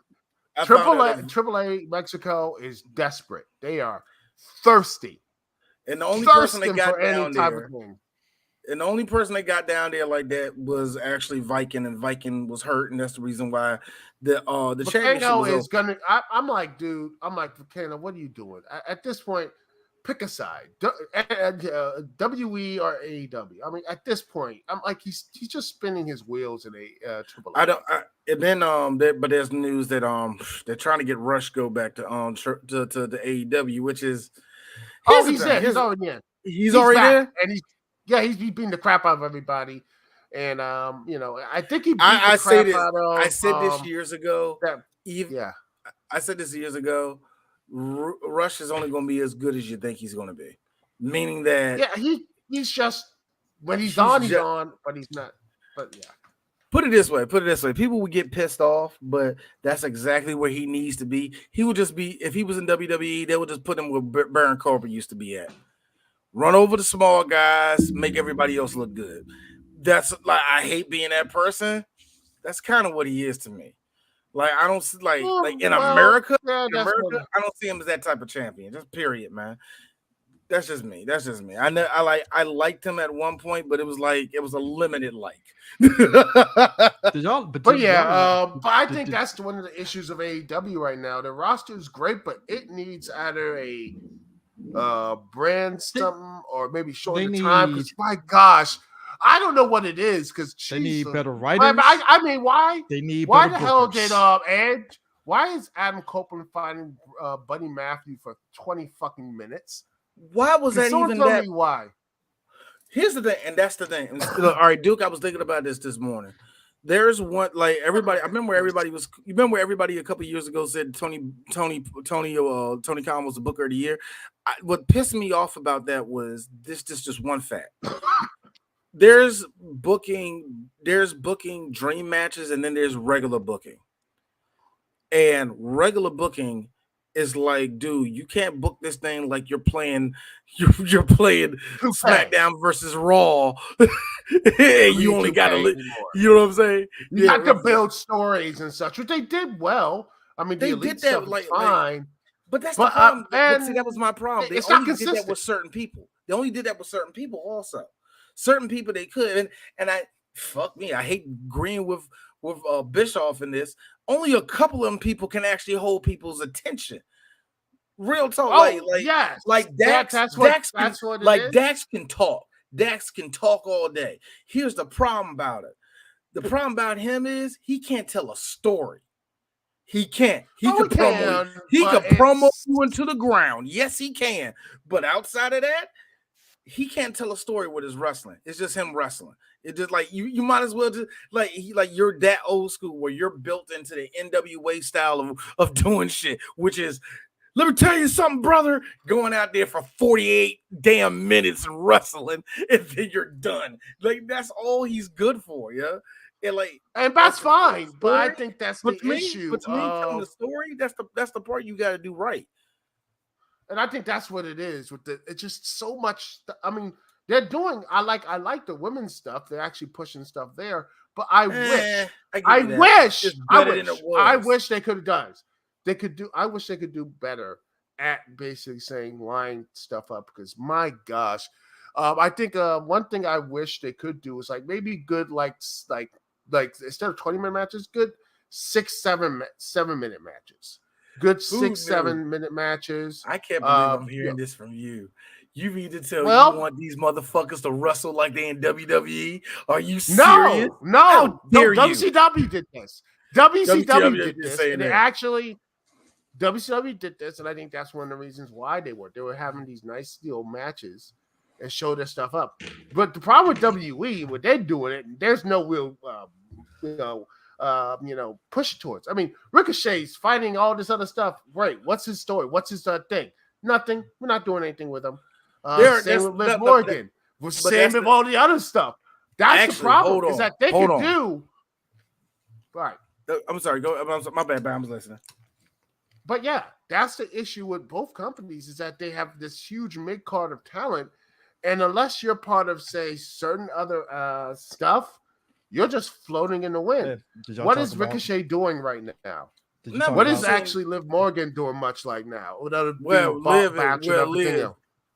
here's the thing with Liv, and I think a lot of people are going to have to come to Jesus with Liv at this point. Now, like this is the fucked her up part. Though last year. Couple years. I don't think they fucked her up. I think what happened, remember that was during that time where it was like, oh shit, Vince got his hand back on the wheel. You remember that? When we tell where the quality stepped down, where people stopped talking, where stories kind of just ceased. It happened at that time, and then she got hurt. But with Liv, in my opinion, I'm putting it out there. It's about to be a come to Jesus moment that a lot of people are going to have. I'm not putting nothing bad on her because I actually do like Liv. But my problem with Liv is she's not as great as you think she is. To me, she is just Alexa Bliss she's just Alexa Bliss that rather wrestles than, tell a story correctly. like that's the only difference. One is more on-screen presence, and the other one is just. Did y'all have I don't believe her trying to beat up Rhea, man. That's why I'm kind of like, this is weird. Did y'all mention the Will Ospreay work rate comment that he tried to? I'm not in this. I don't care for it. I don't care for that. I don't care for it. Yeah, I don't care. He even brought it up. It was just funny. I'm like, really? I'm like, Will, why did you even comment? Personally, on it? Go. But it's funny. But it's funny though. But I would say this, that people say, "Oh, the grind is great." No, it's not. The grind destroys everything about it. And I'm always say, get the bag as you can. And they'll say, "Well, I hate this like mindset of like people saying, well, you gotta go break your body for 10 years, then you finally get it." No. I mean, what would be the point of him going to WWE and grinding in these pointless house shows that barely make any money? I call bullshit on that. I call bullshit on that because any professional wrestler will tell you those house shows are actually very important, and they are. We can diminish because you need to work and drive. But here's the difference though. Will Ospreay benefited most of his career doing what he wanted to do when he wanted to do it. WWE's like, no, you're going to actually do these house shows. Why should I? Because you want to wrestle here. Like that's what gets me. And that's what gets me. But fuck all that. Fuck all that. What's the bigger problem I had with all of that was it was literally, William, no one told you that. Triple H never said that to you. Never did. Nobody from World Wrestling Entertainment said that to you. You know who said that? Probably that cokehead beside you, and probably all the people that's on the Twitters telling you that. I said Twitter. But let's be fair. Be fair to him. I will give this. You don't need to have him WWE to you don't need WWE to say his name. They basically they can imply. Name. Yeah, they didn't say his name, but they can imply. You know how many flippy floppy dudes from England there are? They even get that far with it. They don't care, please. And look, you already know me. You already know me. He ain't had a good match since Ricochet said, "I'm going this way. You coming this way?" Nah, bro. No, not bro. Not bro. Not bruv. Nah, bruv. All right, peace, nigga. Hold on. Hey, Harris. All right, peace, nigga. And then here's MVP. You're not allowed to say the N-word, Ricochet. My bad, bro. Brother. He not allowed to- And Ricochet. He not allowed to say the Wasn't N-word. that around? Was that around the time where Ricochet basically was trying to say get the Hurt Business to leave him alone and such? No. I still can't believe that match.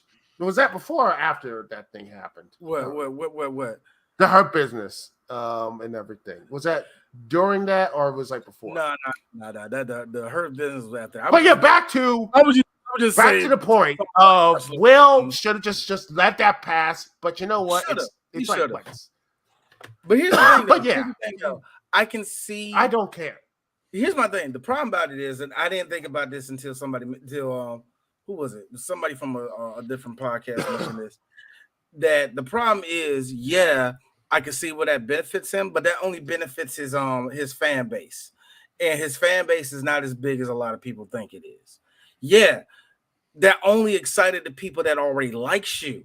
Mm-hmm. It didn't excite everybody else. That's small time thinking, and I'm like, yeah, got me on that. It's like this. Like Will didn't have to deal with all that crap, and I see a lot of people taking a piss out of him, saying like, hey, dude, hey, bruv.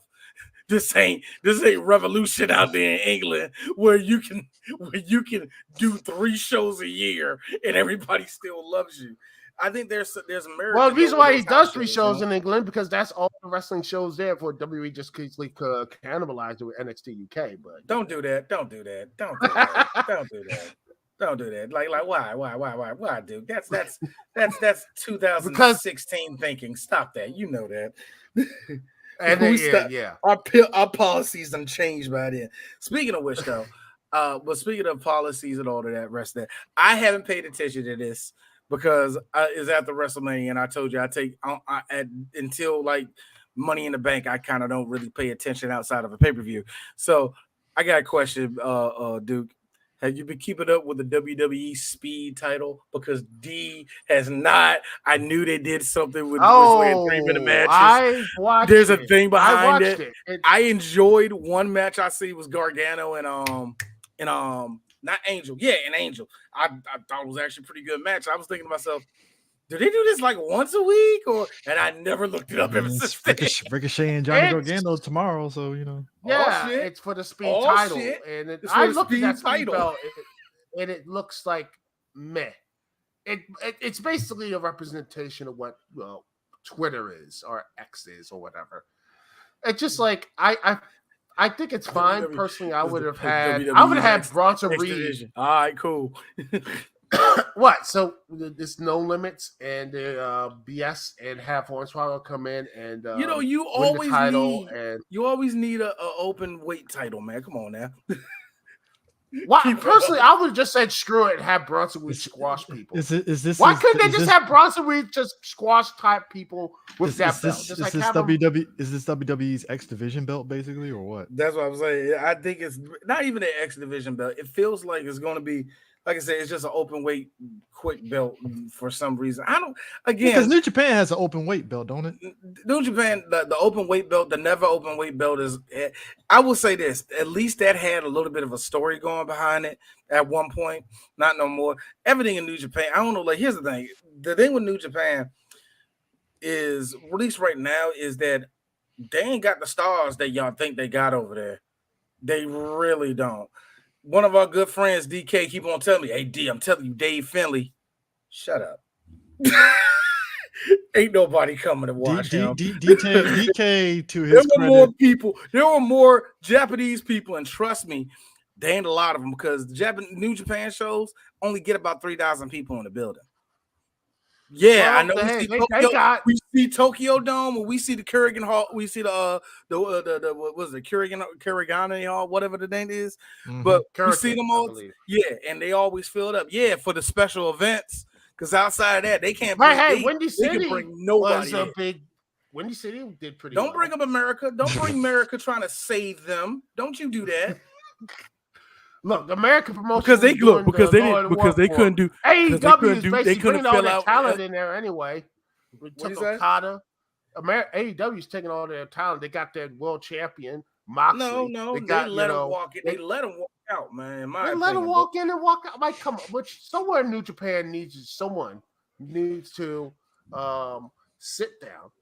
They got a couple of them.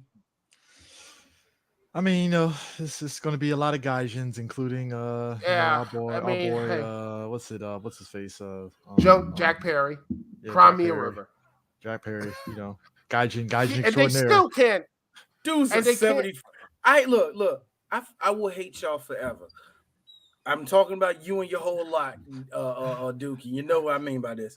I hate y'all. I will hate y'all forever. If a year from now y'all got this motherfucker on the same level as MJF, I will fucking hate y'all forever. Because it's Some already actually bad. think he's MJ, past him. They yeah. think he passed You him. see? Have you seen these tweets? Have you seen them, dog? I Like, see yo, him. look, I just I sit ain't a back big and have fan of a good time. MJF. I ain't a big fan of MJF, but he showed me that he has the Miz powers, meaning that a better wrestler is going to tell him, good, stay right there while I do this. Like, he's like, gotcha. That's good. That's good. He's shown me that. But for whatever reason, dog, I Don't don't do see that. that with Jack Don't do Perry. that. Don't do that. Don't do that. Don't do that. No, he is. Let me also say I hate that nickname. Also, I hate that what? nickname so much. The Scapegoat. scapegoat. I hate No, that. no, but look. it fits it Ooh, I now. hate It's this so fine, much. and it sells. But you know what? You hate it, but it makes money. Look, but it's It's just sold out. Hey, Duke, I will never forgive you if this nigga's a star, and if all of a sudden everybody's making the same Punk, baby. and everybody's making the same joke, where it's like Triple H, like, yeah, so you want to, like, no, like, I'll be mad at Triple H when he over there shaking the hand of Jack, like, no, you signed him. Meanwhile, we're sitting over here looking at Chris Jericho bury young talent, and I'm like, yo, just go ahead. No. Let's go. Just come over to WWE. Fucking leave. Yeah, Hook. I think he might leave. Maybe. I think he should leave. Just like we talk a lot about people getting signed or all the rest of that and all the rest of that, yeah, woo. On some real ish, if anybody does get kind of signed, I think Hook needs to be the big person that gets signed for AEW, because I think he will actually flourish and will actually get some real stability with himself as a wrestler, as a character, all that shit. I really mean that. It's not even take. And it don't mean none of that. I need him to come on, grow. Yeah, I'm gonna say, grab the mushroom, grow up a little bit, though. You see the potential. It's just Jericho ain't gonna be the guy to do it for you. I mean, but then but the problem is, I always look at this like, who's that next person in NXT? If he does get signed there, who do you think works with him? Trick Williams? Because it's hard. It's hard to say. I don't look. I already said I'm not a big fan of Trick, but people like him. I feel like Trick. I feel if he leaves NXT, that's him leaving all of his juice behind. Like, see, you remember when Bo Dallas came up, and everybody like, man, Bo gonna be big when he gets to the main roster, and I feel the same thing with Trick. Guys, I hate to say this, and I don't want to put this on Trick, and I hope it doesn't happen. I hope he doesn't meet the fate that happened to Hit Row, because Hit Row was hot in NXT. I blame that on Vince. I blame that on Vince. To be fair, yes. You do. Same time, some wrestlers can overcome Vince's bullshit, and I'm looking at Trick like. At what point do you just say? At what point do you have to say? You know what? It can't, like, they need to stop getting. That's why WWE has gotten better, is that they just push Vince out. Yeah, that's what I'm saying. I'm hoping with Trick, it isn't the Hit Row shit where it's like you get on the main roster and here's the thing, though. Here's the thing also. Even with the superstars that got the best potential, at least the people that got the best potential to do great, end up going to be like mid Carters for the next 6-8 years. It happens. The shit happens. You know what I mean? I think everybody that comes out of NXT with any type of juice, we want to see them excel. We want to see them do some shit. It's funny. I feel that Mello and Trick are the two ones I'm looking at right now. Like, one of y'all gonna have to click. And I don't know. Be fine. A part of me, and that's my problem. I have it in my gut that Mello's not going to do it. I think something's telling me that he's not going to make it. One of them it's going to be one of them. It ain't going to be both. One of them will. And I hate saying that, because any other time I would, but not in this case. It ain't like Braun, where Braun just needed to learn how to slow down. I think his time with him does slow down, because actually that's a good thing that he has to slow down. like I think with Braun, he needed to be underneath somebody like Baron Corbin to really kind of shape him out a little bit. Yeah. I think he can look. Here's the thing, though. Braun can afford 2 years slumming it on the main roster, then blow up. I think he can do that. I don't see that with Trick. I don't see that with Melo. I don't see that grace being done to them. Not because they're black, but I really just don't see it happening to them. Like if one of them fuck up, man, you looking at the G League again. See, I don't think his size will limit him, but I think it's depending on what story they tell. Like, look, I can see that maybe if it's like Melo versus Roman Reigns. Okay, yeah, I feel you on that. I feel you. Now here's the Melo is I think he's good and can be great, but my worry is that once again with NXT or W and anyone going to NXT to the main roster is where you're going to put him. Where are you going to everybody put this sees man? him as Braun, and how you going to Braun? We can plug him here, plug him there, see which one. You can do it with him. You can do it with him. I don't think they had that confidence. I mean, with they see Melo as everybody at least the Uber fans are crowning Melo as like Black Shawn Michaels. So. All right, dog. No. AEW has. I can see it. I can see it, but Swerve Strickland was Swerve. Swerve. I honestly, let's be real. Swerve should be in WWE right now. I think Swerve should be there, but no, I think I will say this, and I already told it. We said it our last show, Chris. I won't forgive AEW if they're going to do exactly what I think they're going to do. With him losing the belt, his second title defense that's coming up off him. Ooh, I he's going to lose to Christian in my gut. Christian losing to Christian. Damn, bro. No, I don't see him. Man. I don't see him. That would be awesome. Swerve. That actually be awesome if he did. I think he beats Christian, and I think he will continue to defend it. And who does he lose it to? That's Ospreay. I think you think Ospreay. You think they're gonna push Ospreay? Oh, I think he's gonna lose that, and that's the one I think he's gonna lose it to. I think he's gonna lose it to Ospreay, and he ain't never gonna see it again. No, my problem. No, I think they're gonna Kofi his ass, and I think that's gonna happen. Once the moon makes it over there, nah, because that will require somebody to actually one shot Swerve. That ain't happening. So, hey, you do realize, Chris, we're dealing with a person who's the booker, who is dumber than all three of us when it comes to wrestling protocol, right? You do realize? Oh, that, please! Right? I don't think Tony Khan's that. Tony Khan is that. Tony Khan is everybody's friend, dog. Don't do that. Don't do that. Look, I don't like Vince like that, but Vince had the right idea. Fuck him. like Vince would tell you, I don't like you to your face. Yeah, Vince. It didn't cause you to make money for him and yourself. Because the difference is that Vince is like, we're trying to make Vince was a monopoly. Because here's the difference. Vince like, I bought everything. What you gonna do about it, motherfucker? Because you saw Vince do that shit with Brock and just washing Kofi, right? Trips would have did it in a way that it's like, okay. Oh, it would have been a story. No, it would have been a story. It would have been a full story. We'll be mad on the front end for a short time that Kofi lost, but we would still be like, well, that was an admirable way for him to lose. Fine, fuck it. It is what it is, right? He was going to lose at some point. It would have been something.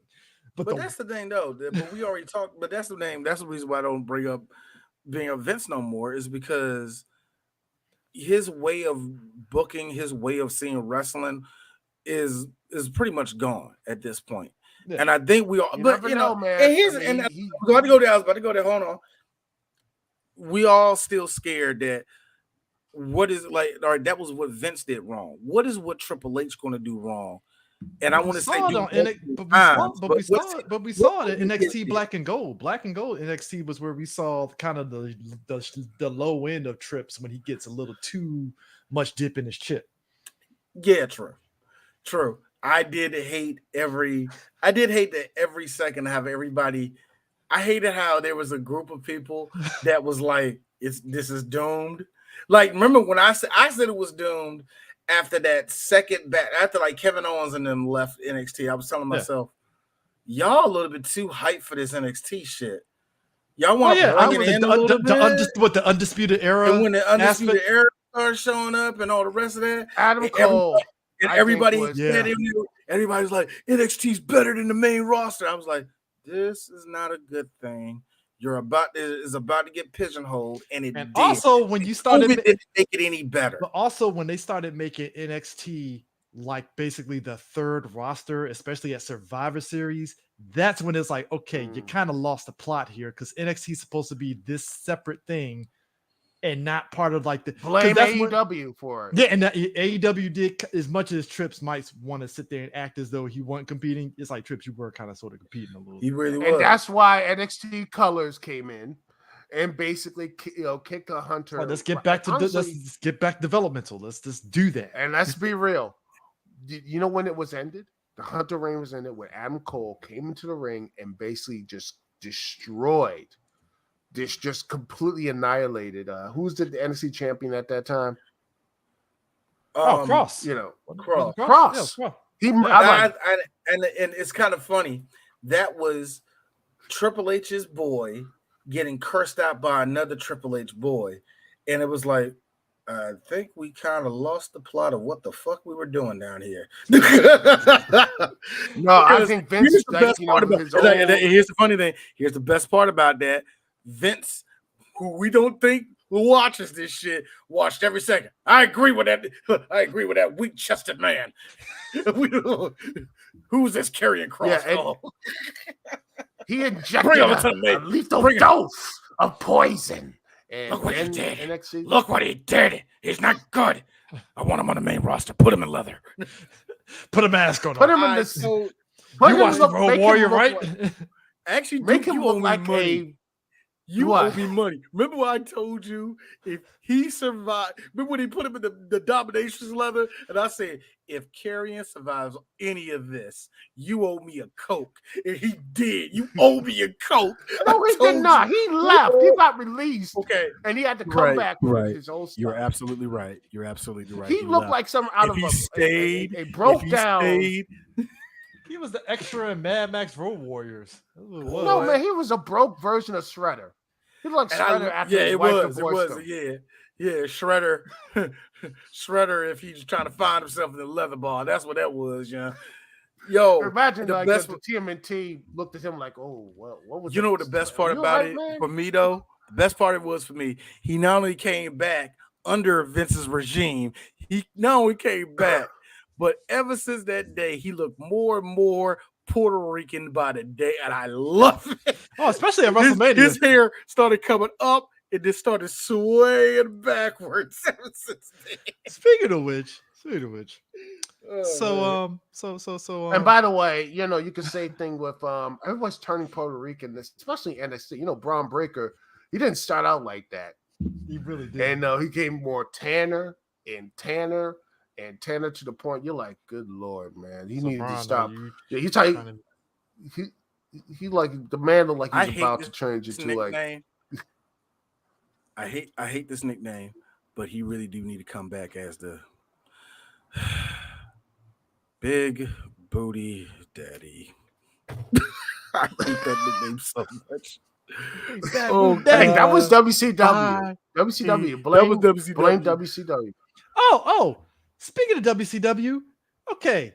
Hey, Rock, do we need a fifth rise and fall of WCW? Why the fuck do I need another documentary on the WCW? I think we have exhausted every story angle on WCW. Money. Shoot interviews. WWE again. TNA had a little thing like years ago with the Legends where they were talking about how WCW fell apart. Books again.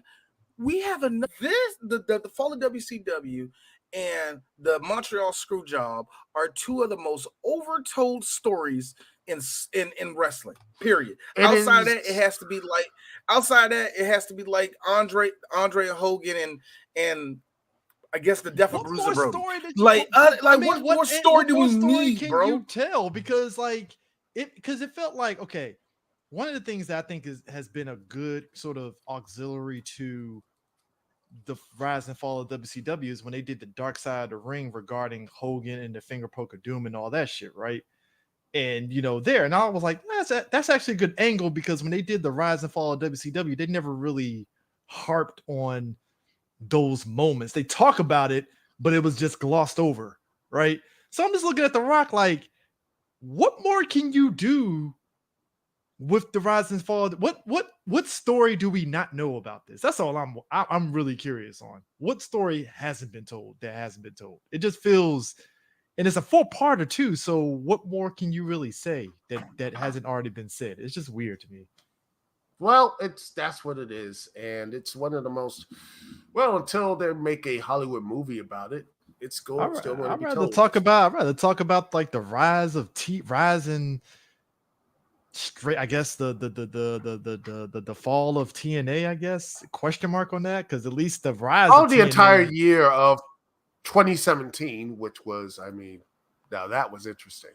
Like I always thought the rise of TNA was actually more interesting than anything else, just because of how it came out immediately after WCW went belly up and shit and got absorbed by WWE, and then boom, TNA happened, and Jeff Jarrett's there booking himself. I think because TNA's story is still going on.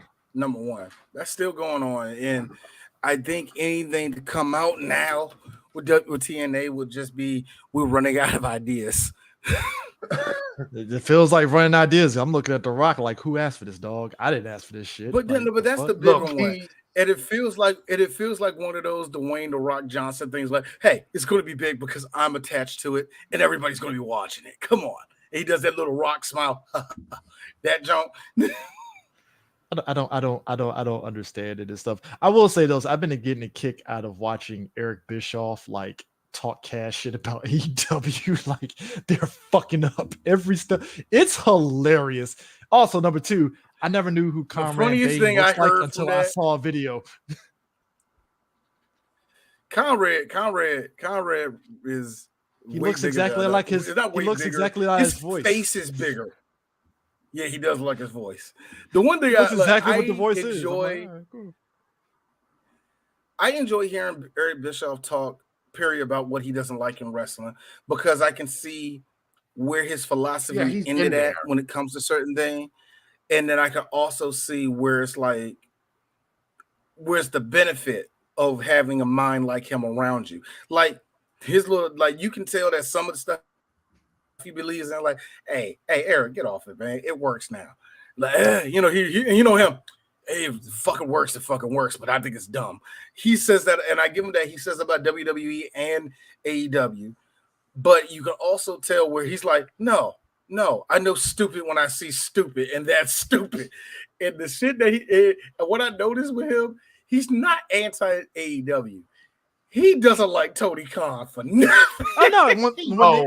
I can see why, because Tony is just. I don't know what it is, but everybody. I think Tony Khan's passion. Tony is, but the problem is Tony is everything that they said that Eric Bischoff was, and Eric's like, fuck no, I wasn't like that. You know what it is? I think that's what it is. Okay. So Eric Bischoff, to his credit, I always felt he was definitely very ambitious, but I think his ambitions came at the wrong time because when you look at the business, the people that was backing him, which was TBS and all of them, the time period was kind of shifting to where unless you were WWE and you had the backing of a USA and NBC and Universal, WCW didn't have that because AOL Time Warner merger and all that stuff. And they're like, I don't know if we want to do wrestling anymore. And then it's slowly taking more and more of his power. They were taking more of his power away. And even even Nash was talking about like how because there's a list that came out recently of what WCW folks were getting paid during that time. Nash was not kidding on that favorite nation shit where any person that came into WCW with a higher pay, him and Hall were getting that same pay the following fucking year, because right after Rodman got a big payday for WCW when he was in that year. And it was, so basically the money started drying up when the merger was like starting up. So already that's the reason why like Dean Malenko and them bounced, because it's like, well, we ain't really getting no money left. Shit. There's no money left, so might as well just go over to WWE now. Well, that being said, with Dean Malenko and all that, I look at how much Perry Saturn got paid during that time. I'm like, what? Why did you leave? It was dumb to come to WWF. Why did he you? got paid? Because I think Perry He came was out. getting paid. I think 800,000 at one point. He was getting paid. Like he basically made like a total of like $6 million while he was working at WCW. It was like, nigga, what? I mean, I Perry, can understand. I mean, maybe I barely heard your name during the 90s. You were getting paid how much? the Luchadors were probably the ones, unless you were Ray and Eddie Guerrero. No, put it this way: unless you were Ray, Ultimo Dragon, Eddie Guerrero, Juventud, and Psychosis. If I'm mistaken, Juventud was like the only one that was really taking them to hit like that. Like I think Ray was one of those dudes where they smartly like we're going to keep him signed no matter what. So it didn't matter what they paid Ray. Really took they away his mask. That was, you know what? It's kind of funny, Duke. I really want to talk to more people about that, especially WCW people. Like I'm looking at one right here. Chris, what did you think when Ray took off his mask and ran around looking pretty for 3.5 years? What was your my take also, what's your opinion about the devil horns? My take on Ray without the mask, I felt like he literally felt like a kid that got a chance to wrestle. Because it's like like it's not because it was like the Filthy Animals era. That's basically what it was. The Filthy Animals era. Ray, that's a name. Filthy Animals. I forgot. That was a moment where it's like Ray was still wrestling like he was when he had the mask on, but it just looked different now because it's him, fucking Kidman, and fucking what's his face? Conan. And it's like there were this weird group and two of the Nitro girls, and I was like, huh. That's the team, I guess. Sure. Yeah, like, I'm not Mexican, and I cannot make that joke. I cannot make this joke, but this is coming from a black person. That looks like that was the most Mexican Rey Mysterio ever was. Oh, dude, people forget that's the most Chicano gangster he's ever going to get in his life. I didn't say this in the WCW podcast that we did some years ago. That was also the time where, again, this is where you knew WCW had a lot of fuck you money to throw around. Because Conan got paid big time. Conan got paid too. Yeah. Conan got paid so much he was able to finance music videos. Conan was taking a lot of his money back down to Mexico and all the rest of that. He was financing his own music videos for WCW to show on Nitro, and I was like, wow. That's what I'm saying. What killed WCW to me was just they was paying people too much. It was really that, and the combination of that television was changing up for the 2000s. That was the real thing. Like that change up in the late 90s, that did it. I think that hurt them more than anything else. And when you can't keep up, you just can't keep up. But like I said, I don't. It's just like, am I gonna watch this Rock $7 production? Right? Sure, but I'm just gonna sit back. Like, what new stuff are you gonna say now that we already didn't know? Like. I just saw dude get up. I'm like, what happened? Like, oh, yeah. Hold on, I got my thing.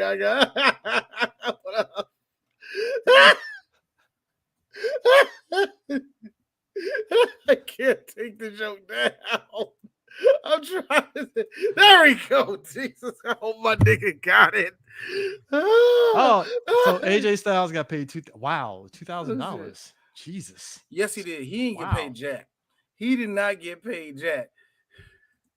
And see that I didn't know. Hold on, you got to do. See that I didn't know. I didn't know Hogan got 25% of every WCW pay-per-view. Yeah, Hogan. I did not know that. Dumb money. Hogan got dumb money. I knew he had power. Bro. I didn't know he had that much power. I'm like, fuck. You can say a lot about Hogan, but I'm like, I want that type of contract. That's when you want wrestlers to get that shit. Again, Nash was probably the smartest person that was like, yeah, favorite nations. That's why, again, I laugh at how he cheeses every time they ask him about how did they get Bret Hart. He's like, oh man, we got Bret Hart until Bret asked him for a lot of money. He. And didn't they gave Bret like $9 million or some shit, and Nash was like, they paid him. Like what I heard was that they paid him well. They paid him well, and then immediately did nothing. And Nash and Hall were laughing to the bank, like, yes, we're getting the same. Hey, that man, get that money. Get that money, man. Well, that's why he says fuck Goldberg every day, because he's like, fuck Goldberg. Okay. Now I talk. just imagined, you know what? And I feel like That was- Goldberg. And I that love was wild. Goldberg. That was wild. Yeah. I love Goldberg, and I always, because he was like the one person I believed he could kill anybody. AEW Like, he was is like so my first- goofy. They called you, Man, didn't you? he Goldberg? just no. He wanted to be a part of it. I truly think For he wanted what? to be What, there. what? So he gasses out after 2 minutes? Is that what they wanted? And that's his thing. That's his whole thing. He is not a 30-minute workhorse. He's not. They're going I to have him like and how he's Power- like, what? So he can work 2 minutes? That's what he wants. him and Powerhouse Hobbs, 2 minute big meat beefy I man would slapping ne- Bumblebee. look, That it what we could've get? been- Hey, and Hey. you know what? Even better, have him, Hobbs. Hopefully, he gets better soon. Have that. I wish I could have been an all in at 2 minutes. Goldberg versus Hobbs or whatever, and Hobbs makes him tap out. Yeah, that's I it. don't think. Nah. Goldberg's not gonna like that. Goldberg. Pay him will $2 not. million. He will. I don't think Goldberg Two, does that. first off, 2 million. He basically blows his nose at 2 million. WWE will throw more money at him than 2 million. And here's the thing about it. I don't want Bill to come back in any capacity. And I think Triple H is like, no, we're done with that. Like, I really truly think. know what? I think Triple H is like, you never no. know, man. If ratings get bad enough, guess Goldberg's gonna be like waiting for that phone call. Like, I think we need to be going to our another. Hey, what's gotta up, Paul? All right. Hey, son. Guess what? Guess who got another world title run, baby? Dad, I'm old. Dad, I'm 26 now. You got to stop doing it for me. Got better odds of Trips calling back Steve Blackman than you had Goldberg. What the fuck are you talking? You never know, man. If that happens, I would love it. Wouldn't you love it? Hey, look, I would love it if that he beats Steve Cody. That Steve If Blackman he song beats comes Cody- out, I'm marking out. Like if Goldberg at SummerSlam beats Cody in 3 minutes, imagine Twitter. First off, that's X or anarchy. whatever. That's anarchy. Why would you want that? Why would you want that? We got a better Don't you want a chance. little anarchy? We got a better chance of Norman Smiley coming down to the ring during the Royal Rumble Doing the get big wiggle. Doing the big wiggle just to get tossed right over the rope. And I would enjoy that every minute of it. Like, yeah, Norman Smiley. Yeah. I don't think Norman. It's funny. I don't think Norman's the guy you bring for the Royal Rumble. He's not. That's only for Like, WCW. there are certain old school wrestlers that if you play their music, everybody will go off. Even if that wrestler comes in there very slowly, does their little Hacksaw Jim Duggan. Hacksaw Jim Duggan. If he comes out in the Royal Rumble next year, I would lose my fucking mind. Like, that dude is too old now. He's too old now. I don't know. The last time, I will never forget the last time he showed up for the Royal Rumble. I would never forgive myself for how big I popped. And everybody, you was with me, Chris. We was in that bar. I popped. The whole bar, dude. The whole bar, dude. We watching. Oh, everybody in the bar. Yeah, Hacksaw coming out there all bloated. Spoonie's yeah, that's what. But you know what? I'm just gonna say it. I'm just gonna keep saying this, man. I'm gonna say this, and all that good stuff is, it's just gonna be the best thing ever. Of either Hacksaw pins Cody or Goldberg does while having a soliloquy about how great Dusty Dad is and everything. Just hammer the living crap out of Cody. But yeah, it's just you know what? It was just the crowd would just be amazed, I would just want the actually though, Duke. That would be some shit the Saudis would want more so than yes. The Saudis would be like, give me Goldberg versus Cody. Boy, Cody, you better be glad. and Goldberg goes older.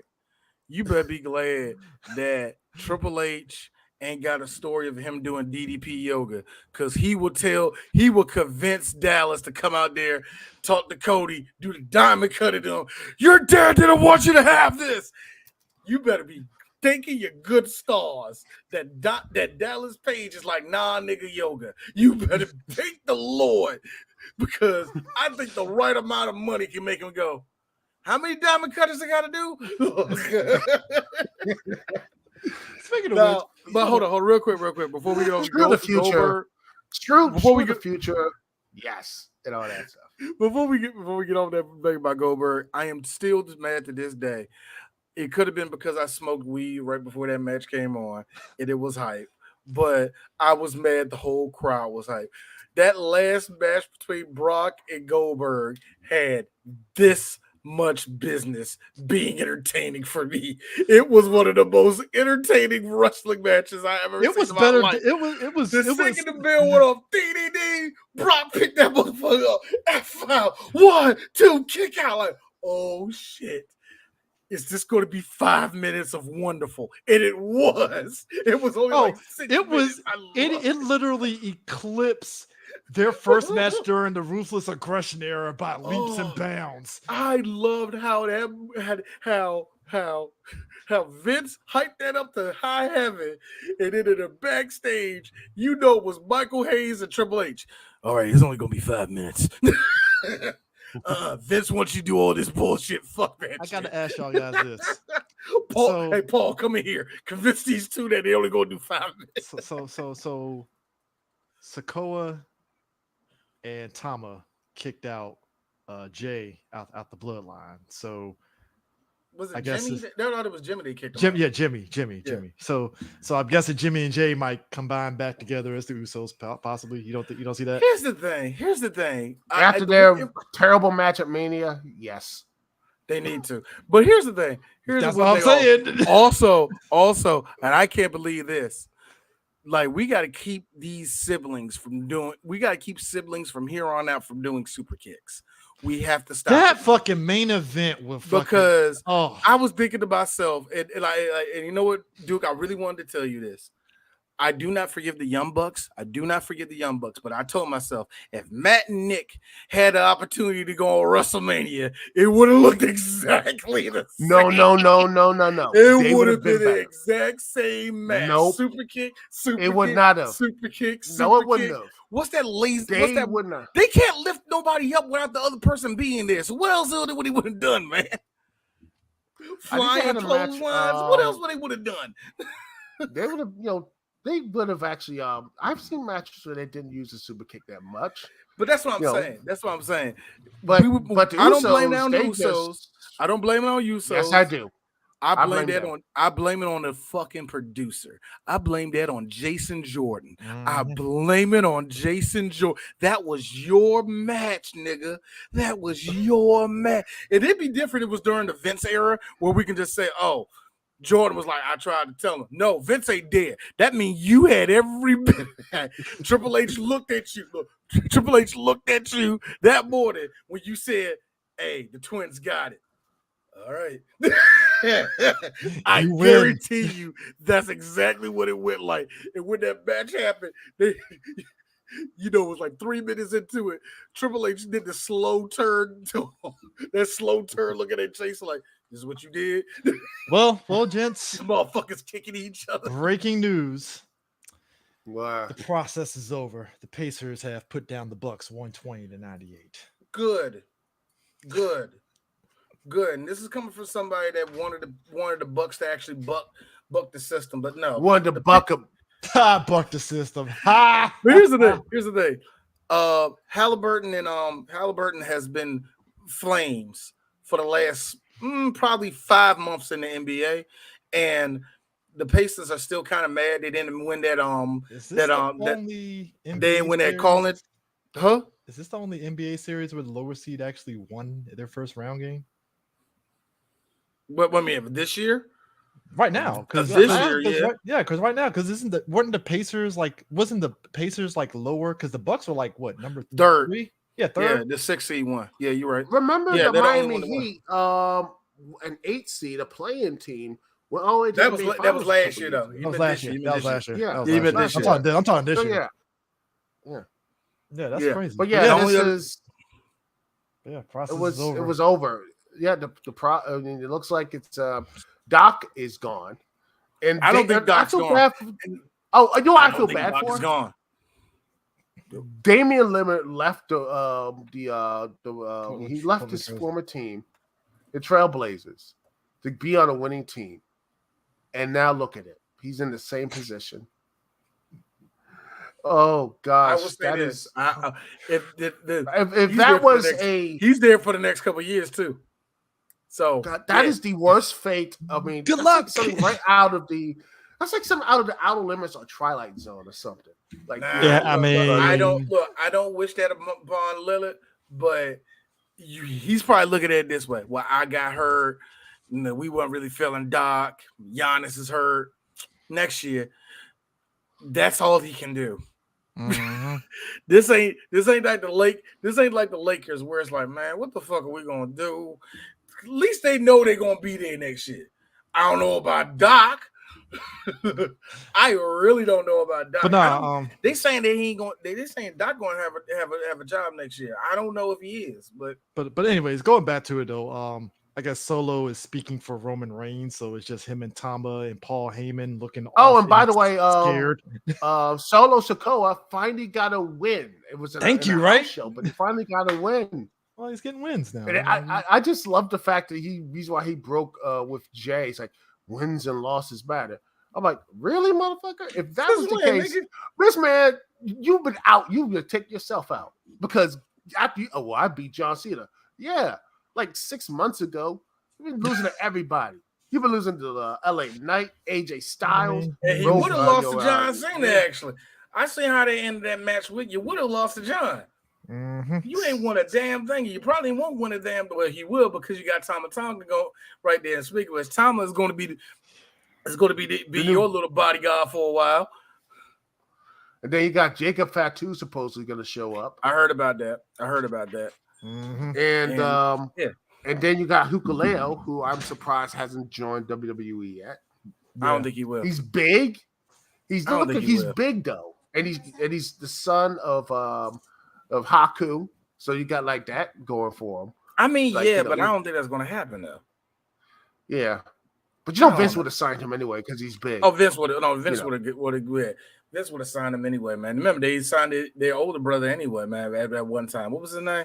The other Tonga. They signed him at one point. Slim Suka.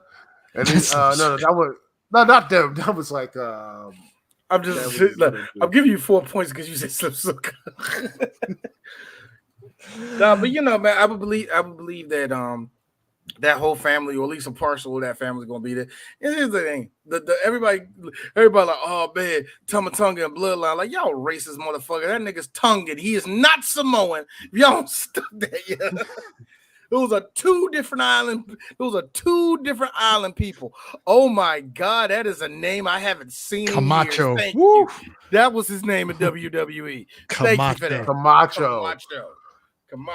Got him walking around. He wasn't Spanish at all. He was Tongan. That was so funny. Vince like, well, he's brown skinned anyway, so let's. You look like you was in Blood In, Blood Out. Yeah, I like that movie. What? An old rich man can't like a Blood In and Blood Out is classic. What? I can't like that movie. I thought it was thrilling. Like this, I really at one point I would think Solo. I really question myself, where was Solo going on after this, and we'll see. I got to give him months. You know what I mean? I got a new rule that I have with a lot of people who we've seen their talent, but we don't see them, going solo or going in a different path. I call it the Jay White rule, because I remember when Jay first showed up at Switchblade or New Japan, and I instantly fried that nigga. And I told myself, and somebody said, "Man, you being too hard on Jay." I was like, "Really? You know what? I'm gonna give him a year." And by the end of that year, Jay White was one of my most improved wrestler. No. And and right after that, that's when he got on his run in New Japan. So I always give people that year. Like with Solo, I ain't got nothing to say to him. Give him a year. And I did the same thing with Bianca Belair, but Bianca did what all good black women do: flex right out that shit. Look, when she got on the main roster, I think it was probably it was either that 2020. I forgot. Was it the 2020? It was when she snatched off her earrings to beat the shit out of Liv that one time. I remember from that point on, I was like, oh my God, Vince, you better put a rocket ship underneath this girl's ass right now. And he actually did. I was like, thank you. You gave it to a brown person. And I know people like Sasha, I mean an all the way brown person. That being said, though, I don't know what's going on with Mercedes. Is she still hurt? She has to be. Because y'all waiting a long time to put her out there, yeah. I mean, she's not 100% clear, but I think she'll be clear by double or nothing. I think probably. I wonder though, and I heard this thing, which I might agree with, that Willow Nightingale, she's more of that Dusty Rhodes baby face. That she doesn't need to hold the title, doesn't need to hold a championship for long, but she's always great for the chase. Yeah, she doesn't need to hold that belt. Yeah, she got the. Oh my! It all goes back to Dusty. God damn it! It always goes back Dusty. to it. Because Dusty, the one beautiful thing about Dusty Rhodes was his last 10 years was probably one of the most important parts of his career as a wrestler. Him giving his whole influence out and all the rest of it, and you see all the people he printed on this last generation of wrestlers. So it's like his last 10 years was probably the most important to wrestling, man. So we're going to go back to Dusty quite a few times when we see a couple of these superstars. Yeah, when I saw Willow win the TBS belt, I was like, all right, cool. Who's she going to lose it to? And it's not in her, like the match that she did to get the TBS belt, loved it. It was just they gave her no time, but whatever. Yeah. Hey, look, the thing about Willow is she can make something work with whatever they give her. You know what? Like I said, I was a big fan of Willow when she was on the Indies, when she got to AEW. I don't know, was the I saw her in Fire the DC thing here, Fight Pro. It was great, and I saw her. I was like, this person is going to really be that big star. I know, and I still question. And here's the funny thing is, and I remember the first time I saw her wasn't the indie stuff. It was when the AEW was in the DC thing. I was early and I saw AEW Dark. I saw her in the match. I was like, oh, this is gonna be good. And then guess who was her opponent? Guess who was it? Was Brandy Rhodes. Oh, Brandy Rhodes. She fought Brandy. Well, come on, I man. looked at her and she made her look good, but I was like, Willow, you deserve better. Here's the thing about Willow. I really feel that Willow might be too good for AEW. No, because here's the funny thing. I think she's right up the alley of what they actually need. Oh yeah. And it sounds so fucked up, especially when you give Sasha all that money and where they're kind of prepared to kind of rolling out everything to Jamie Hayter. She might be the biggest girl, might be the best girl you have there that could be a permanent champion, meaning that you hold on to her as long as you can. And if you get a hint of Triple H trying to snatch her, you pay her more. Mm-hmm. So I feel that she shouldn't move where she's at. I think she's perfect where she's at. Oh, yeah. So, if she's going to chase anybody, like you said, I think I hope Sasha don't bring no corny shit out. No, the black girls don't fight each other. I hope it ain't no bullshit like that. She's already doing. As Senior said, Sasha's already kind of slumming it on the promos, and it ain't great. All right, now D gets to be that person. Sasha was always like that, and I kept telling you this. Nah, D, you wrong with Sasha. She's always. Well, she didn't lose points moving to WWE. She doesn't. She's still the same person. So you feel it's a lateral? It was a lateral. Lateral? I don't know. I mean, she's not terrible. What you're seeing is she's not terrible. She's good. I have to fight with my wife with this. When I say I hate saying it as much as I don't like her in the ring, Sasha's actually competent in the ring. I will keep her in there over a lot of girls. Mm-hmm. I'm not a fan of her like that when the ring, but I'll keep her in there for all. Outside of that, don't give this bitch a fucking mic. Stop it. Oh, man. What about the time it was her and Bailey? Bailey was the funny one. Bailey was the one doing it. Hello, dumb. That crap, that was her. It wasn't Sasha. Sasha was doing her little boss thing, shimmying with the two belts. Hold on. That's all she did. Sir, you put some respect. Mercedes Moné. Fuck, look, no, that's Sasha, okay? Until she look, Eric and Chris, there's Diesel, and then there's Kevin Nash, okay? Okay. There's Dussel, and then there's Kevin Nash, all right? I understand there's a difference between those two. Right now, I still see Sasha. Okay. Okay. Fair enough. I still see Oh, Sasha. by the way, I just saw a clip of Pat Beverly just like chuck a basketball at a fan. By the way, Because of course Pat Bev did that. Why? Come on. That- I mean, but to be fair, the Wait. fan tossed him. He just like lightly he's just like, here you go, here's the ball, whatever, and he just passed it right back to just threw it at him at the end of the game. It's Pat Bev. Of course he would do that. Why did he throw something at a shot? Why did he do that? Hold on, I see it right here. Are you serious? All right. You see something? Yada yada yada. Oh my God. It is. I feel That so. would be that is some pure Patrick. So he's arguing with somebody behind him. All this yellow behind him, all these Pacers fans behind him. He's over there yelling. The guy with the ball, hey, here you go, tosses at him. Pat catches it, and because Pat is an NBA player, chest pad. Shut that boy. It's like having Randy. That's like Randy And Johnson. now people are saying I would be that Vince. person. I'm gonna be that person. You know me, Chris. I don't like him, but he's a fair man sometimes. Adam, give him 10 games. He does not play the first 10 games next year. You can't Look at the Bleacher Report thing. I just put it on the chat, by the way. This just, That's like a kid throwing the ball to Randy Johnson and Randy Johnson pitching a fucking 95-mile-an-hour ball back to the kid. Like, what are you doing, dog? Like, be quick, kid. yes. Kid But you see is on the ground picture, by concussed. the way. On the chat, I saw the Bleacher Report says the Pacers take out the Bucks. I think it's the actor and the whole Oh thing. man, yeah, the actor and the Lakers owner of Lawrence. No, Clippers owner. The Clippers, Yes. man. I feel so bad. Doc Rivers got one ring, and everything else he just completely collapsed on himself. He just Here's the best I don't thing. know.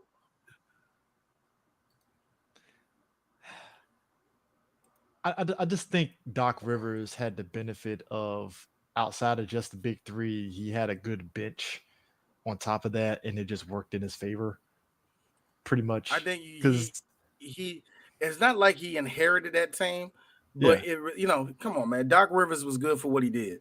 But just real talk. Yeah. Now, real talk. Who straightened out his hair? Who straightened out that hairline? Who straightened out that hairline? That's a perfect hairline. Because Doc Rivers is got the Stephen A. Smith junk, but it don't go all the way back like Stevens. His just go is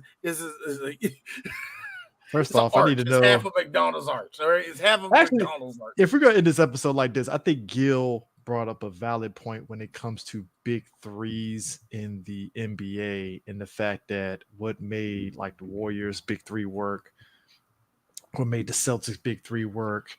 I mean, who really is the big three? And even the Heat, it's the fact that instead of it being a situation where the big three is these individual players just doing whatever, it was like, all right, here's how we're going to make this work and work to the strengths of the respective three players instead of just having them do their own thing. And that was the issue with the Phoenix Suns. It's like you have a big three, but you're not working them to their strengths. It's just them doing whatever, and KD is doing his thing to kind of supplement what Booker Booker not doing it, but it's not enough because you don't have on top of that, you don't have a bench. Like both of y'all said, like you and Duke said, they don't have a bench.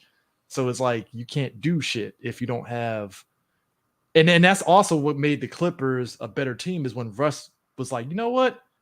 Put me on the bench instead of having me in the starting five. Boom. Clippers, they're on it. And that's the one thing weird with the Clippers. And they might get eliminated. I hope they don't, because actually I think the Clippers and the Mavericks had the most entertaining series so far. To me. Oh man, Kyrie is just proving to me that Kyrie is still freaking Kyrie. He made them points with four people around him. I'm like, bro. I don't know. I have never seen nobody do that. Like you had it going this way, and you still had enough air to move it around and still get another. What the fuck? Like sick. It's amazing. I can't wait for the Amazon documentary he's going to be made out of him, so he can Send it. flat Hopefully, Earth? we won't get into trouble. Oh gosh. Told them Jewish people It's try to just- stop me.